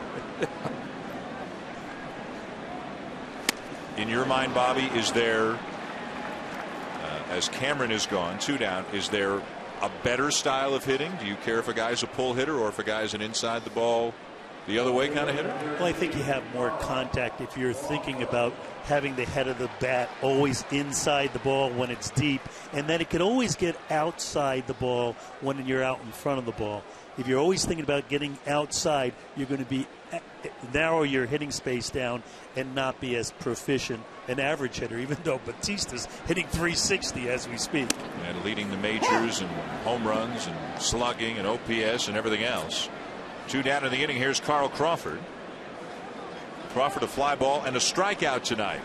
Average down to 210. Still hitting in the 8th spot in the Red Sox lineup. He's hit this one pretty well, but Johnson has room on the warning track to end the inning. Leadoff double by Ortiz, nothing further. 3-0 Red Sox at the end of 6. 3, 4, 5 hitters coming up for the Cubs.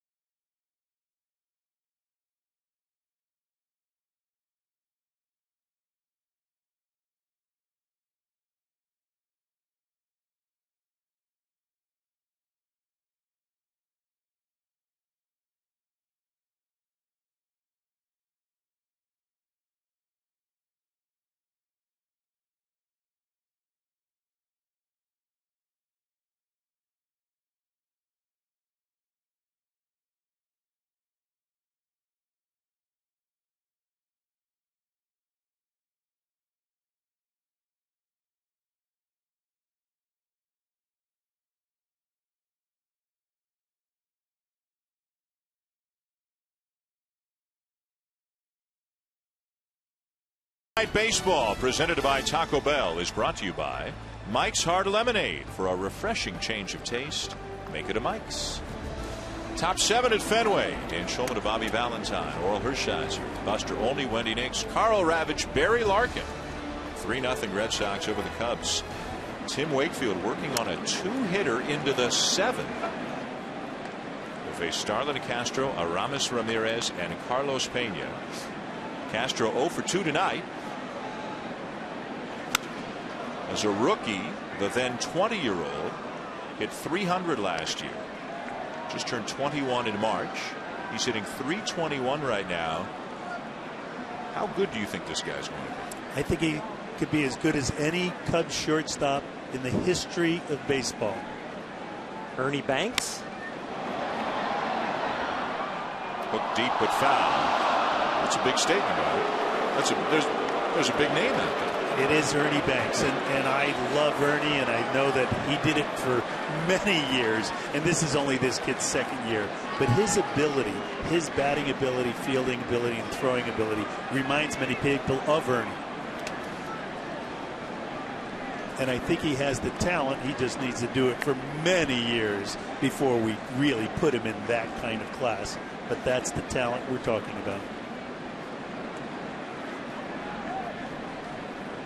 The Dominican Republic, again, just 21 years of age. He pulls one foul down the line, or fair down the line, excuse me. And Castro on his way into second with a leadoff double here in the 7th.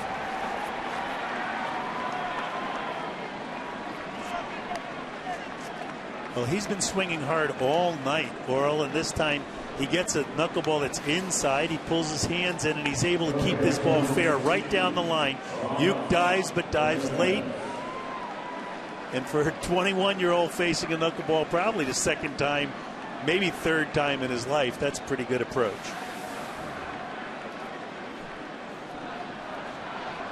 Now Aramis Ramirez. Ramirez 0 for 2 tonight.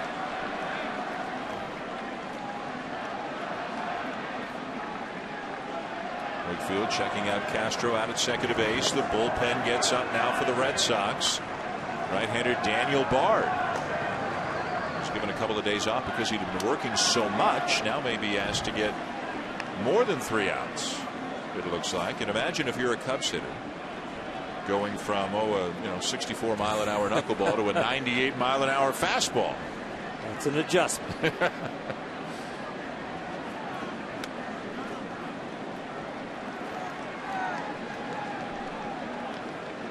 And when we talk about knuckleball, we'd be remiss if we didn't mention Wilbur Wood, who is a left-handed knuckleballer who pitched 4 years where he won most of his games and pitched over 300 innings. Back to the mound. Wakefield drives the runner back and takes the out at first.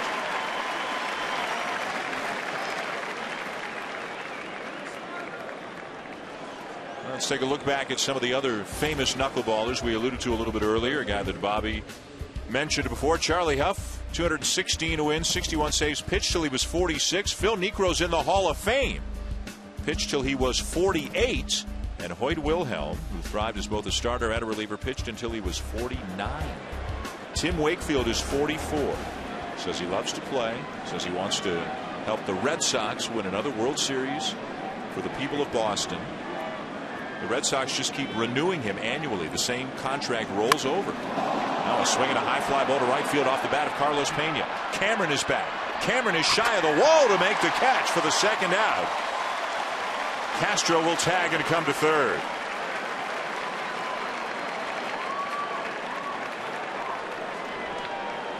And Dan, that contract that keeps rolling over is just an insurance policy for the Boston Red Sox. He's there to protect the starting staff, to protect the bullpen as insurance in case something goes wrong. It went wrong. Matsuzaka's out. He's in, doing a heck of a job. Here's Baker 0 for 2, a couple of strikeouts. Reached on a wild pitch after the second one. Well, Jamie Moyer is not currently an active pitcher, actually working with us at ESPN, trying to get the arm healthy again and come back next year. I think Jamie right now is 48, I believe. So if he comes back, then Wakefield would no longer be the oldest active pitcher. But knowing both Moyer and Wakefield, you wouldn't count them out next year, the year after that, or the year after that. Now a swing and a drive left field, and this will be off the wall on the fly to get Castro in. On his way to second is Baker, and he will be in there in a slide as the ball skips off the end of Pedroia's glove. The Cubs score a run, now trailing 3-1. Well, Dan and Bobby, the Cubs offense has been dysfunctional. The last 2 innings, they've gotten the leadoff hitter to second base with no outs, have not hit a ground ball to the right side to advance the runner to third with less than 2 outs, and would have had a chance to score the runs with outs. So the game could have been 3-2, but now it's 3-1 because they're not using productive outs. Terry Francona on his way out. Daniel Bard on his way in. Tim Wakefield, a job well done.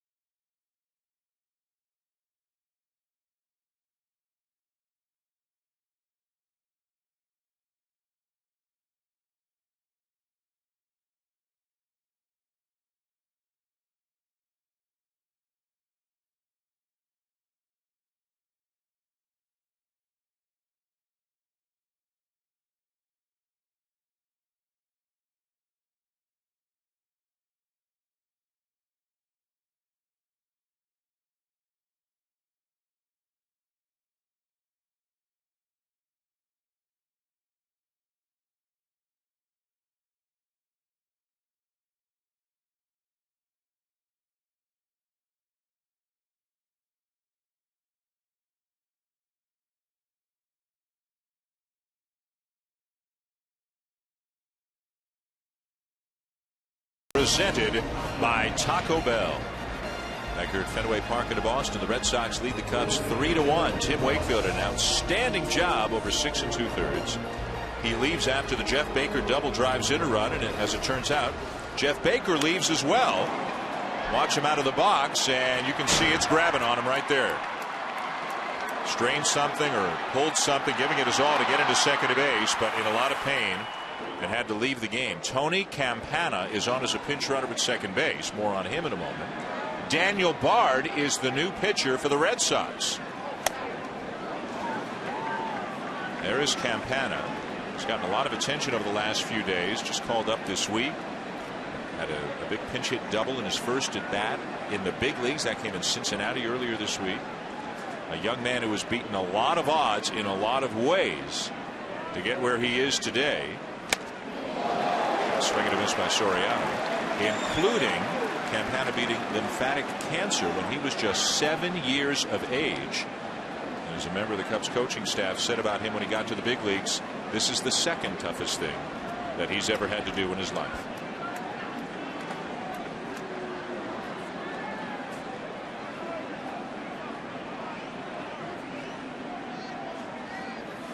Meanwhile, Bard, he's no Wakefield. 96, 96, and 97 so far, Oral. Well, he's changing speeds from Wake. He's 30 miles an hour harder. So you're going to have to turn it up a little bit. And Wake was throwing it around 67. Did a superb job, but there's another way to skin a cat. Daniel Bard will show you.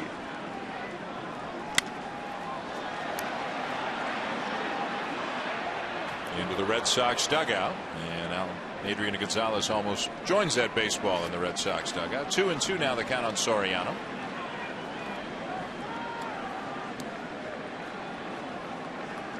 Soriano tonight has a base hit, and he's also popped up. The Red Sox had an ugly 8th inning last night. Didn't use Daniel Bard because he had pitched too much. Terry Francona wanted to give him a couple of days off, so Matt Albers came in. Gave up some hits. The Red Sox kicked it around, made 3 errors in what turned into an 8-run 8th inning for the Cubs.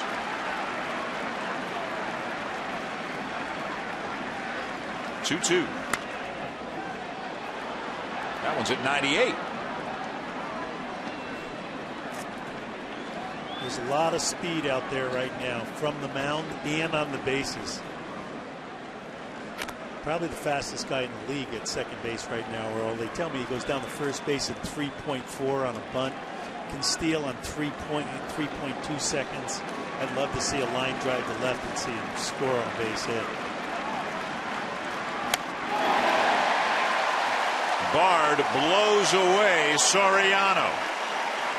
7th inning stretch at Fenway. 3-1 Red Sox.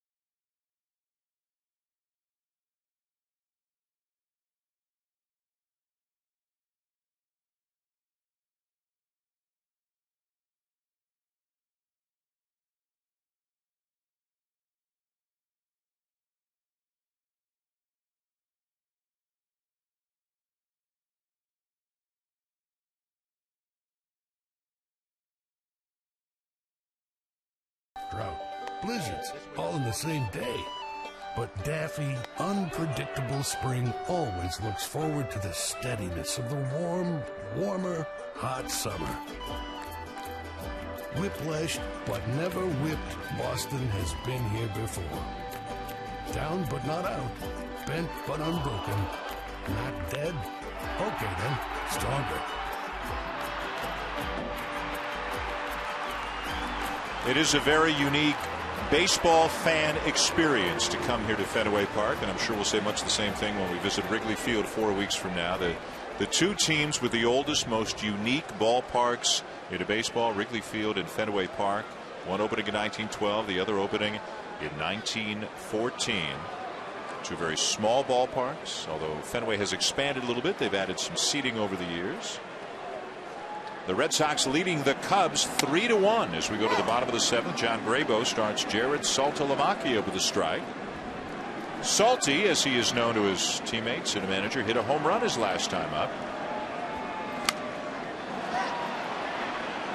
Pops him up over near the seats, first base side, and with a little bit of room, almost overrunning it, in fact, is Carlos Pena, but he'll make the catch for out number one. Time now for our Weber Grill fan experience. They are cooking up some dogs and some sausage here at Fenway Park with all the fixins. I don't know why they do this to us. We have no access to food up here, and it's like they're taunting us from the truck, making us hungry. It should be a rule. If they show us the food, they have to bring it. I agree 100%. Make it happen. I like that rule. Make it happen, Bulldog. You're the senior member here. Make it happen. Well, I appreciate my age group. Here's Jacoby Ellsbury.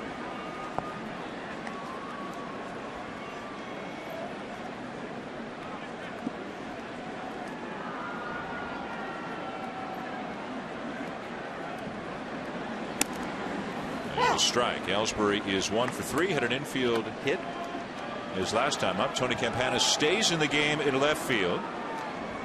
Rookie who came on as a pinch runner for Jeff Baker. As you look from a camera we've got inside the Green Monster. Either of you guys ever go in there? Absolutely. Yeah. What's going on in there? The walls are signed by players that go in there and visit. The guys that man the scoreboard in there ask you to sign the wall. Get to see all the workings. Did you sign? Oh, yeah. Yeah. Bobby, you too? I'm on the wall. Yeah. There you go. Oh, there's your name right there. upper right. That's where you signed it. I see it right there. Nice job. To right field. And Fukudome is there, 2 down. Do you guys look at this place at Wrigley Field in a special way because they are so old and there's so much history? Indeed. And when I come out early before anybody, the ushers are in the ballpark or the fans are here. And it's just like walking into a beautiful park in the middle of a city. It's Fenway Park. It's a ballpark. It's not a stadium. It's a ballpark. I agree. Yeah. It's really special to think about walking down the tunnels, and when I used to have my spikes crunching into the cement, thinking those are the same ones as Ty Cobb, Babe Ruth, Mickey Mantle. And you go, oh my God, this is the next experience. There are experiences when you're a big leaguer of your first big league card. Your first big league dugout national anthem introduction out to the line. Well, your first walk from the locker room to the dugout as a big leaguer through these tunnels is very, very special. You know what you can tell when you walk through the tunnels here to the field? Big leaguers used to be shorter than they are now. Because those tunnels are not very tall. Well, there aren't many tunnels that are made for you, Dan. You're one of the big size guys. But you're so right, Dan, that Wrigley Field and here, they are about, 6'2"-ish? Yeah, like Tony Campana would be fine. Yes, perfect. But a lot of guys today are having to duck a little bit making their way out onto the field. Pedroia gets a piece of it, barehanded at third, but no play, no throw from Ramirez, and Pedroia with a base hit.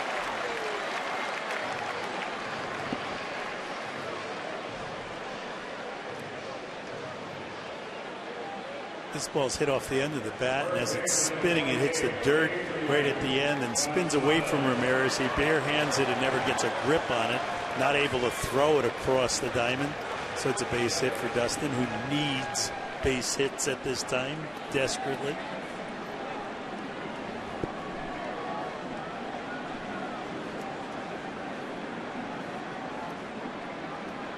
And that'll get Adrian Gonzalez to the plate with a man on, 2 down in the bottom of the 7th. Gonzalez already 3 for 3.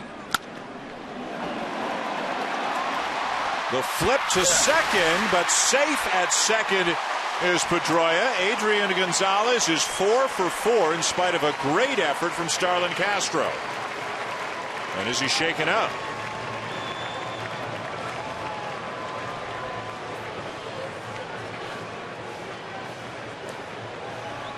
Once again, his range is outstanding. He's in the outfield. He gets a glove on the ball, and as he turns around, he tries to make that feed to second base, more upset than injured that he didn't make the play.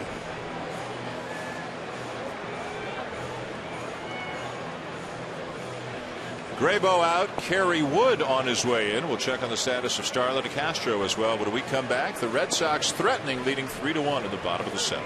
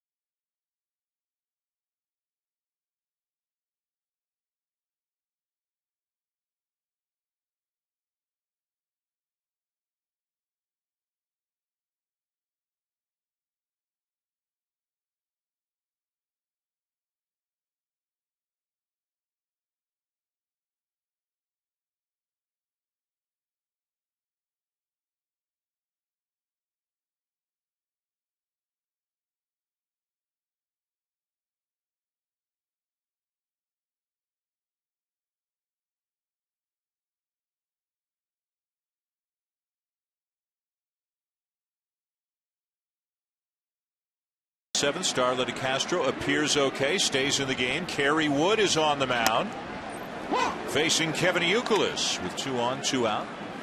Here in the bottom of the 7th. Wood back with the Cubs this year after spending 1998 through 2008 with Chicago. Off to Cleveland, then the Yankees, now back with the Cubs, and you can see he's done a really nice job with the runners in scoring position. That's what he's being asked to do here, keep Youkilis from adding to the lead with Pedroia out at second. The other runner is Adrian Gonzalez, 4 for 4 tonight. He's at first.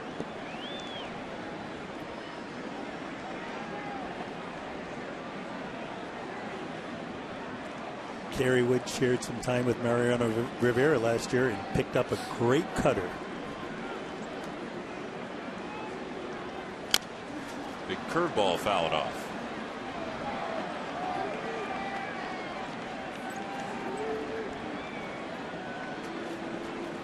Youkilis tonight has struck out, walked and scored, and hit a fly ball to center field. He's trying to extend a hitting streak to a 10-gamer.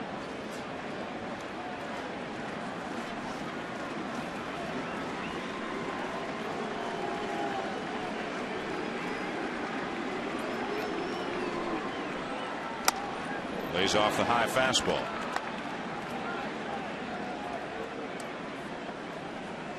Hitters can actually intimidate pitchers when you have a place to get them out, you throw it, and then they take it like that. Right center field. And past Johnson all the way to the wall at the 420 mark. 2 runs will score on a stand-up triple.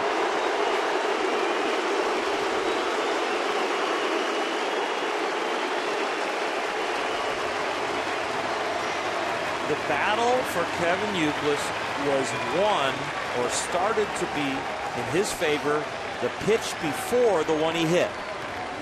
Kerry Wood had him set up for a high fastball after a good curveball, and he took it. And then the pitch after that was a little hanging breaking ball. The last pitch before this was a curveball to the same window. Thought he'd get him to bite. Now he goes back to the cutter, leaves it up, and Youkilis won this battle the pitch before and put a good swing on it for that one. And drives in a couple of runs to make it 5-1 for the Red Sox. David Ortiz with a check swing bouncer back to Kerry Wood, who will make the play himself to end the inning. But Youkilis extends the hitting streak and gives the Red Sox a 4-run lead.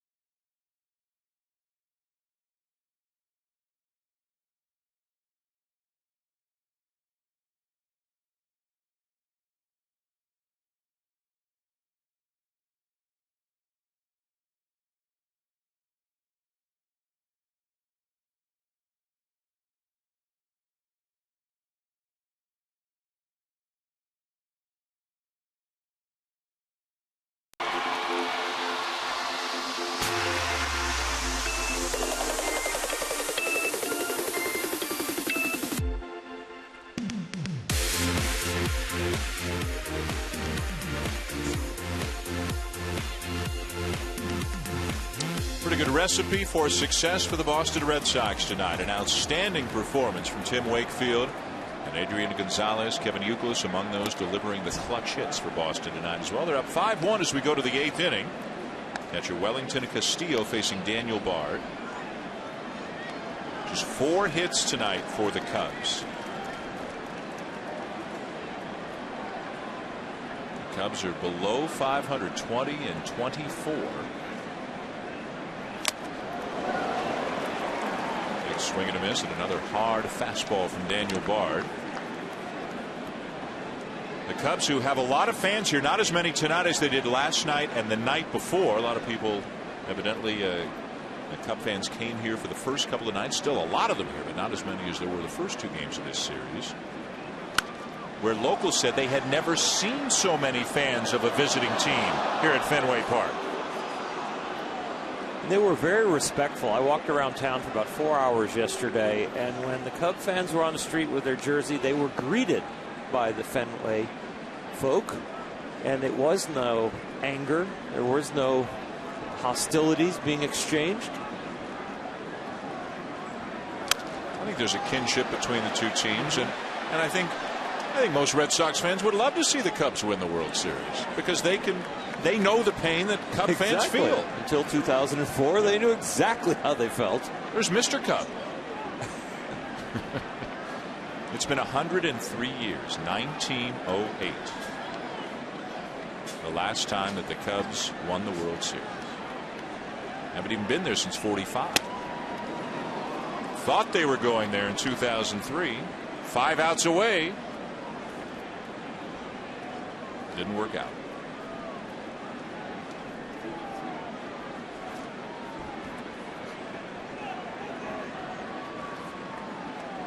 The 2-2. Right center, not deep at all. And Ellsbury juggles but makes the catch for the out. Let's take a look now at our game track, brought to you by USAA. And the story tonight, really, Tim Wakefield moving back into the rotation with the injuries to Daisuke Matsuzaka, John Lackey, and Wakefield. Sensational. Adrian Gonzalez, how does 4 for 4 tonight and 10 for 15 in the series sound? Kevin Youkilis extends his hitting streak to 10 games, and in those 10 games, guys, he's got 8 extra base hits and 13 RBIs. You talk about offense on the corners. Gonzalez and Youkilis, the Red Sox have it. Adrian Gonzalez tonight reminded me of Tony Gwynn, almost that he had a steering wheel on his bat, the way he found holes and put full swings on balls that were away from him, drove him off the wall, and stayed inside balls that were inside him, got just enough to get hits, and hit ground balls between short and third, and then one up the middle. So Tony Gwynn with 45 double, 35 homer power. Exactly. It's a nice little combination. If you're going to design a player.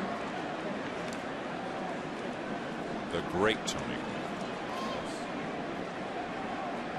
The man who once hit .394 in a season and won 8 batting titles, I want to say.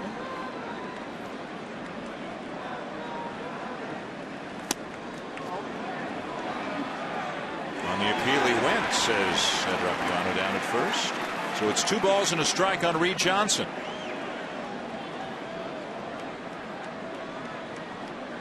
Bard got the last out of the 7th. He's gotten the first out here in the 8th.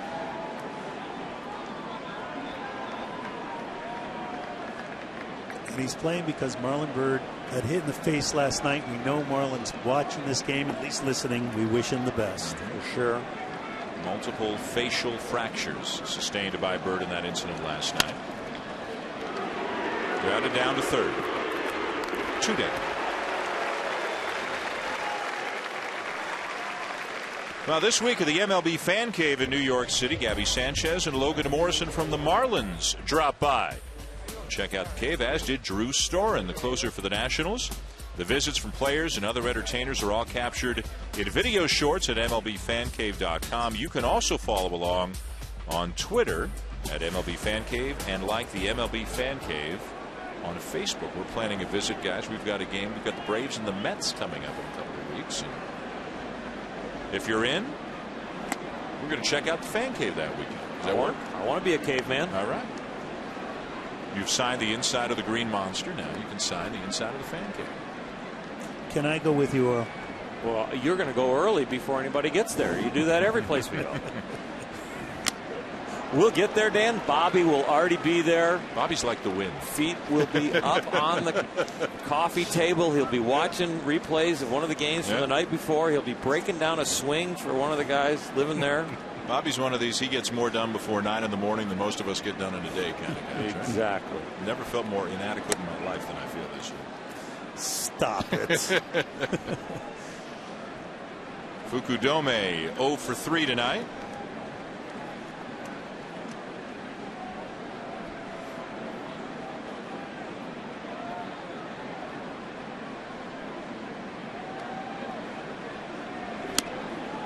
Strike in 98, 2-2. Last year of a big 4-year deal for Fukudome, one of a number of contracts coming off the books for the Cubs at the end of this season.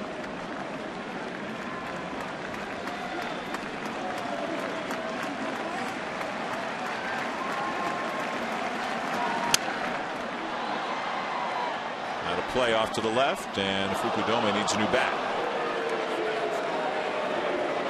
One of the reasons with some big contracts coming off the books, people wondering who might the Cubs go out and get. Of course, the Pujols thing has been out there for a while. And they're spending some money right now. They are one of the highest payroll teams in Major League Baseball, and these are contracts that could potentially be gone at the end of this season. So they'll have some spending money.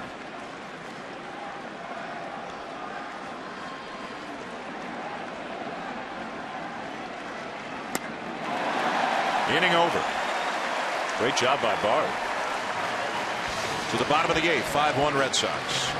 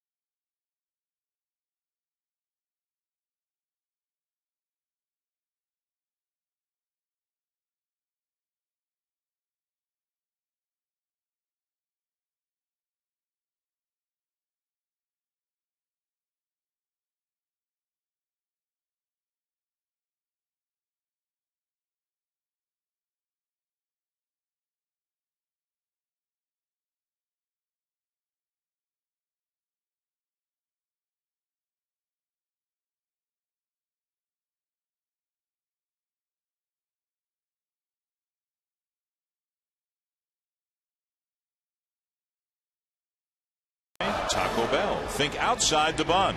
And in part by State Farm. State Farm agents are there when you need them. Find an agent or get a quote at statefarm.com. Dan Shulman and Bobby Valentine, Oral Hershiser back with you at Fenway Park. Sunday Night Baseball on ESPN. With the Red Sox leading the Cubs 5-1. Jed Lowry leads off the inning against Kerry Wood. Big stories in this game: the pitching of Tim Wakefield, the hitting of Adrian Gonzalez, Kevin Youkilis. Lowry's got a sac fly tonight. That was the first run of the game. Came back in the bottom of the 4th. Switch hitter now, batting from the left side against the right-hander Wood. And after Wood misses well inside with the first pitch, he then hits him with the next pitch, and Ed Hickox is issuing warnings.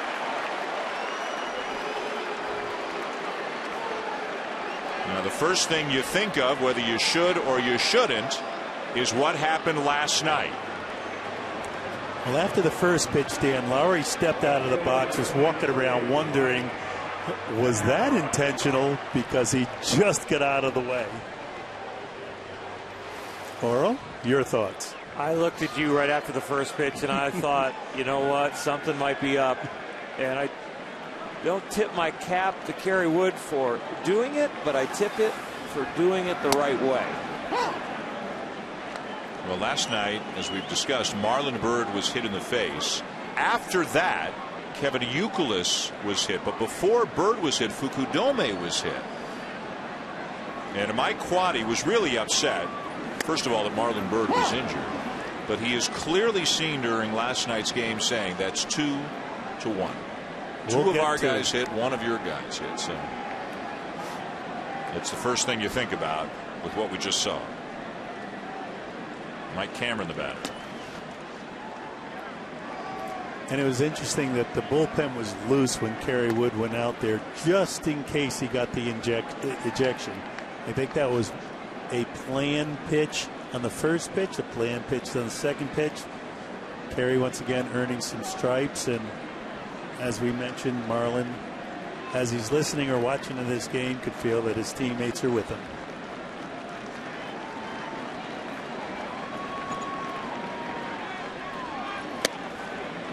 Two and two. I was managing here when Don Slott was hit in the face by Oil Cam Boyd, and as we carried him off the field, I said, Donnie, what do you think? He says, please get the first hitter. The first hitter happened to be Don Baylor.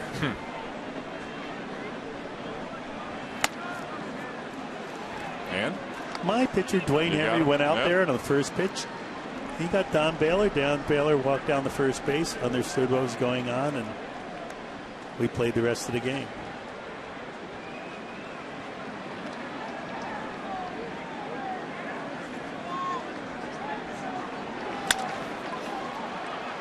Ground ball to short, to second one, and that's all they'll get. Well, let's show you what happened last night between these two teams, because it now seems more relevant given what we just saw. Fukudome hit to begin the game, and then this is the one where Marlon Byrd was injured, sustaining multiple facial fractures on the DL. Later on in the game, Carlos Zambrano throws at Kevin Youkilis, and there you can see Quaddy yelling across the field, it's 2-1. Well, if you're keeping score the way that Mike Quaddy is, it's now 2-2. It's a hard economy to explain, because at every level of baseball there are different rules, and there should be. But when we get here and we play for money, and it's man against man, and it's professional adults, they have a way of dealing with it, and that's their way. We don't condone it for the rest of baseball. And the reason why it happened now is just because 4-run lead, 8th inning, game's kind of not in the balance anymore. I mean, Jed Lowry is not the guy you would think of that they would go after. Is it just because we're late in the game and it's a fairly comfortable lead? So many different reasons. Scoreboard, the type of pitcher that's on the mound, his relationship to the rest of the team, how he takes that responsibility, instructions that could be said or understood. Another ground ball to short. Shovel it on to second for one, and is it a foul ball? Hit the catcher's glove. Oh, you're right. Catcher's interference. You're right. Crawford was barely out of the box. He must have known what was going on, and now Mike Quaddy wants to come out and get an interpretation from Ed Hickox. It was a very late swing by Carl Crawford. Might have been late because he couldn't get the bat through. Exactly. Castillo reached out for the ball. That's an E2. Barry Wood out of the game as Mike Quaddy goes to the pen. Left-hander Scott Main is on his way in after a catcher's interference call. So it's 5-1 Red Sox. 2 men on now here in the bottom of the 8th.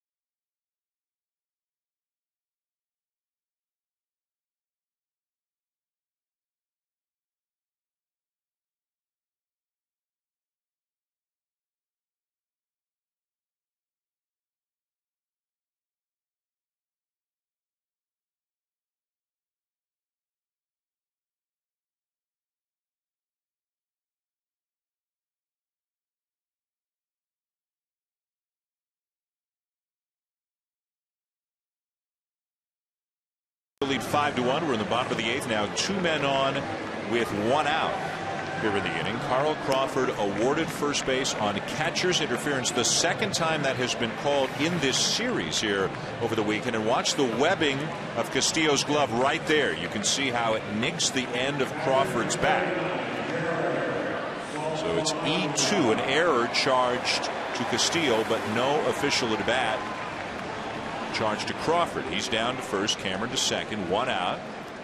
And the new pitcher, left-hander Scott Maine.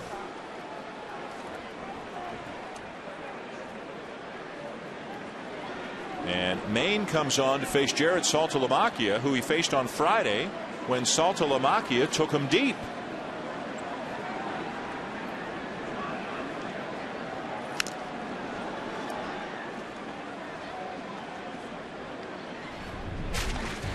This is Friday night. Saltalamacchia against Maine.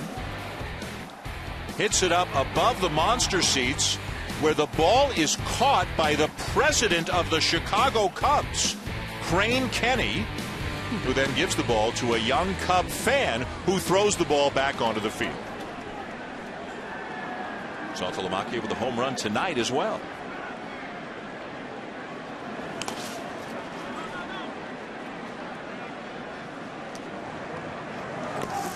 Activity now in the Boston bullpen. The closer, Jonathan Papelbon, is up, as is fellow right-hander Scott Atchison. Papelbon really throwing the ball well right now.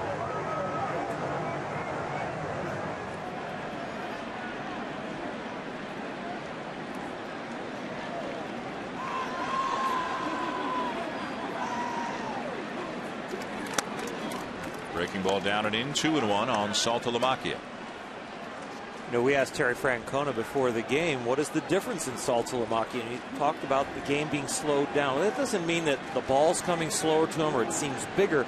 It meant all of the different things that are his responsibility. The first and third play, learning the new pitching staff, getting to know the pickoff signs, and throwing runners out at second. Ground ball down to third. The second one on to first. Double play. And the inning is over. At the end of 8, the Red Sox lead the Cubs 5-1. We'll take a look out to the Red Sox pen and see who's coming in. It's not a safe situation. It's a 4-run lead, but it's still going to be Jonathan Papelbon getting a chance to come in and work here to the 9th inning.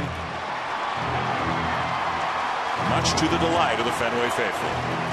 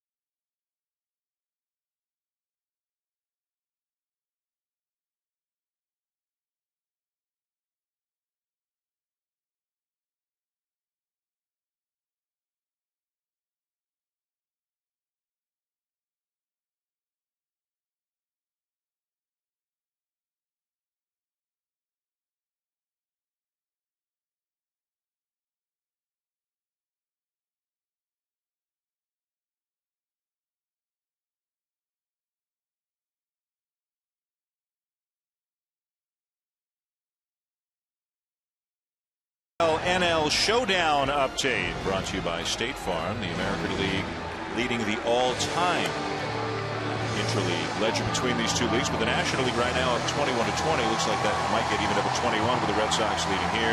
The Yankees with the best interleague record, the Pirates with the worst interleague record. There'll be another round of interleague play a little bit later on in the season. Jonathan Papelbon into the game with a 4-run lead, an on-save situation. Pay particular attention to the strikeout to walk ratio for Papelbon. Terry Francona told us before the game things did not come easily for Papelbon last year. He really had to work hard to get those 3 outs. But good velocity on the fastball, consistent location. The split's been good.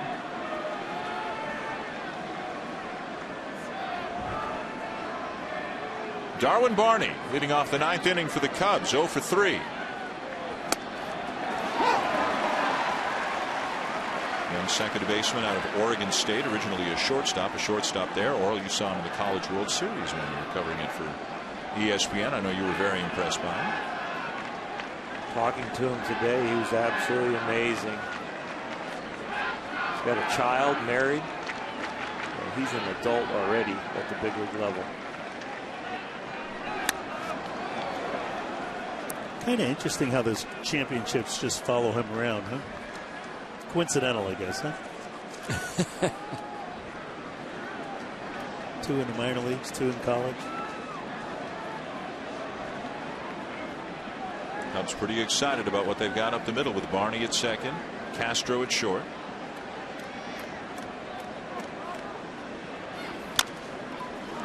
Splitter bounce to third, charging Youkilis for the first out.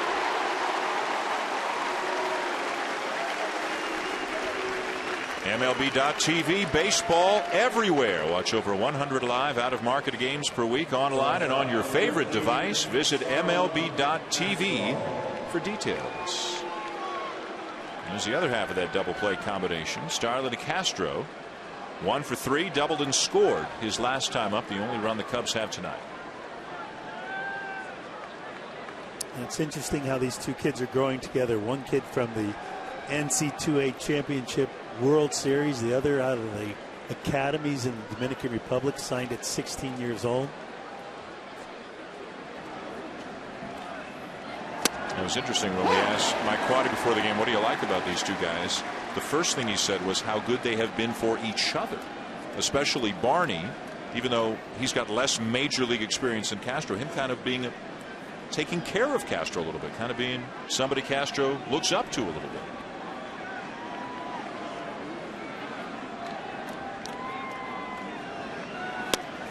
Barney's a very precocious young man, very mature beyond his years, and talking to him today, he's evaluating the team compared to the league. He's been here for 2 months and he's already evaluating teams and understanding where they fit in, and very clear-eyed. And I'll tell you what, Castro loves playing next to him.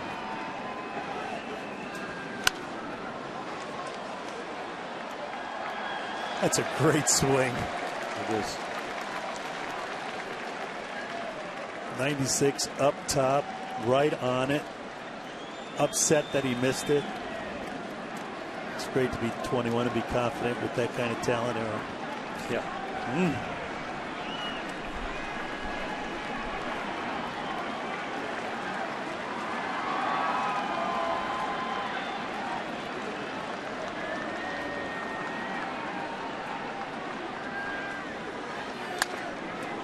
Fouls back another fastball.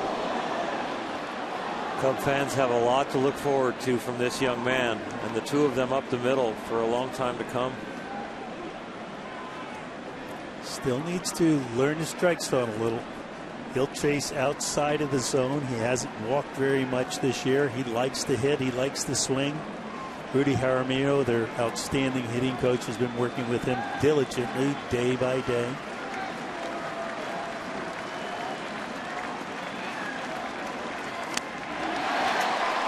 Chases the splitter, and the strikeout completed down at first for the second out.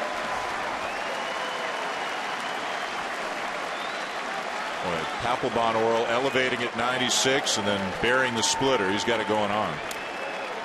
Well, Bobby was right on about chasing balls out of the strike zone, but I'll tell you what, a veteran big league hitter of 15 years would still have trouble with that sequence from this man. So the Cubs down to their final out here in the 9th inning. The Red Sox up 5-1, looking to take 2 out of 3 in the series and to get back within a half game of both the Yankees and the Rays for top spot in the American League East. Aramis Ramirez 0 for 3.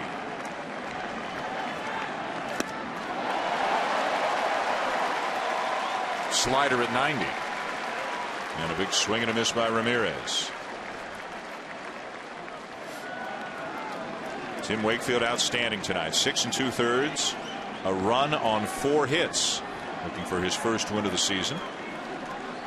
Bard an inning and a third. Now Papelbon in the 9th. Line into right center. This ball is going to get down. It'll be cut off shy of the track by Ellsbury. Ramirez on his way to second base and in there in the slide.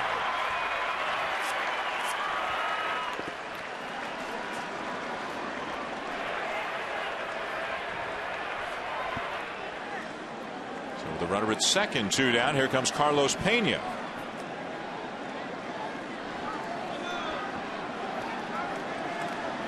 Cubs, meanwhile, we talked about the Red Sox and their status in the American League East. In the NL Central, the Cubs are in 5th place right now.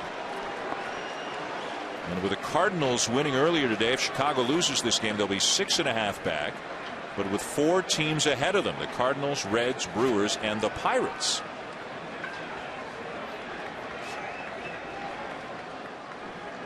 Campana out into the on-deck circle, hoping for an at-bat tonight. Came on after Jeff Baker was injured, a groin strain, we're told. He's going to be reevaluated when the team gets back to Chicago.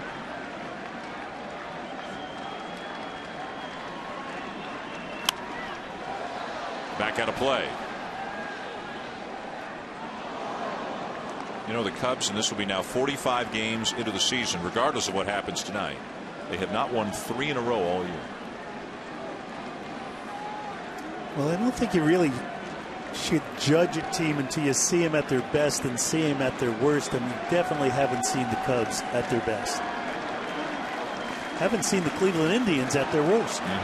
Hard to judge either team. Indians sweeping the Cincinnati Reds this weekend. Cleveland now with a major league best record of 29-15. 0-2 the count on Pena. Now the Cubs down to their final strike.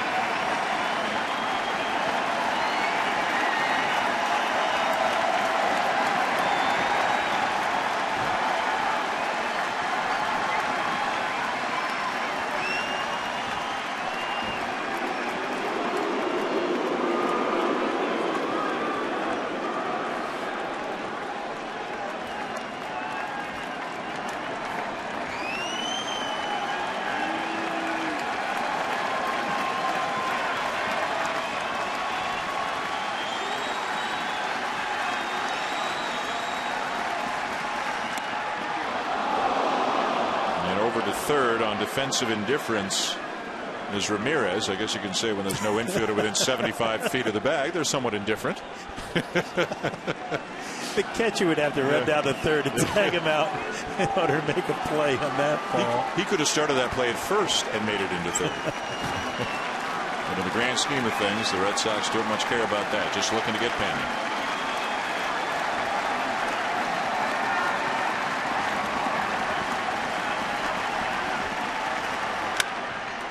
Play.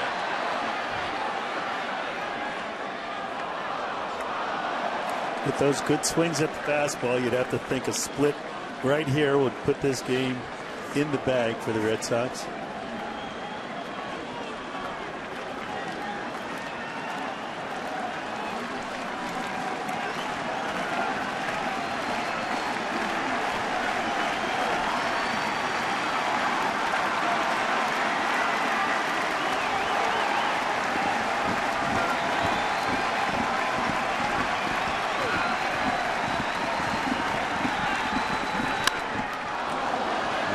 fastball, and again it's popped up back of the plate, and this also will get back into the seats.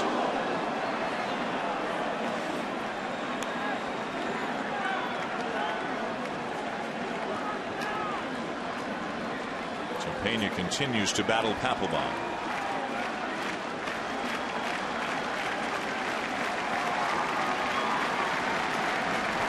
Another sellout here at Fenway. 657 consecutive sellout. That's a major league record.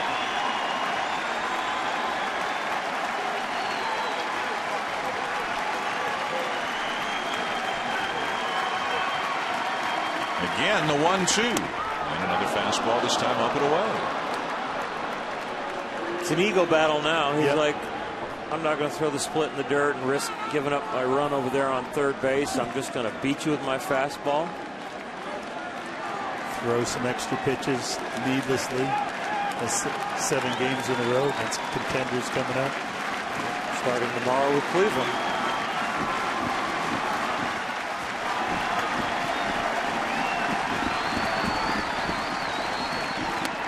Got him. Went to the splitter. Swing and a miss, two-handed, and the Red Sox beat the Cubs 5-1 and take 2 out of 3 in this weekend series.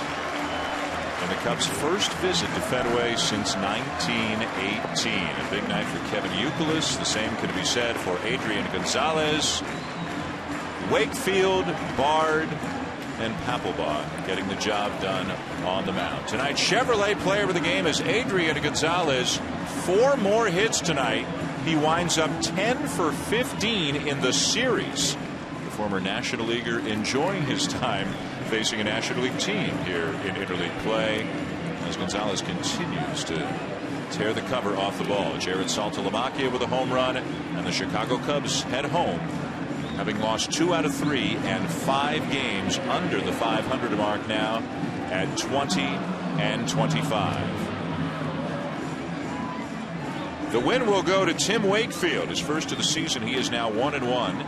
James Russell, the Cubs starter tonight, takes the loss. He will fall to 1-5 on the season. He's now lost all 5 starts that he has made on the season for the Cubs. Let's go down to the field now. Wendy Nix is with Adrian Gonzalez. Thank you very much, Adrian. A big night for you, 4 for 4 as you continue to strike the ball well. What's different now than those first few weeks of the season? I just feel comfortable staying inside the ball, staying behind it.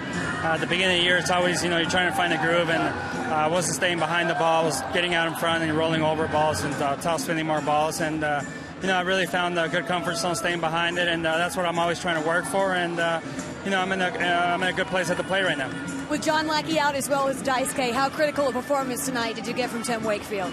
Tim Wakefield's incredible. He's definitely a guy that you want out there, and he gave us 7 great innings, and just did what he does. Threw the knuckleball and kept them all off balance, and did an incredible job. He faced a kid tonight in that lineup, Starlin Castro, who wasn't even born when Wakefield was already playing in the major leagues. What are you going to tell him about that? No, he's a guy that's been doing it for a long time. He's definitely a local hero here in Boston and all over the baseball, so it's incredible being able to play behind him. Adrian, thank you. Dan? Thank you. All right, Wendy, thank you. Adrian Gonzalez with the Red Sox enjoying their night tonight, taking 2 out of 3 from the Cubs here at Fenway Park as Boston moves back within a half game of the Rays and the Yankees for top spot in the American League East. Well, it was fun seeing these two teams with all their history collide here this weekend. Boston takes 2 out of 3. They win 5-1 tonight. Coming up next, Sports Center here on ESPN. This has been a presentation of ESPN, the worldwide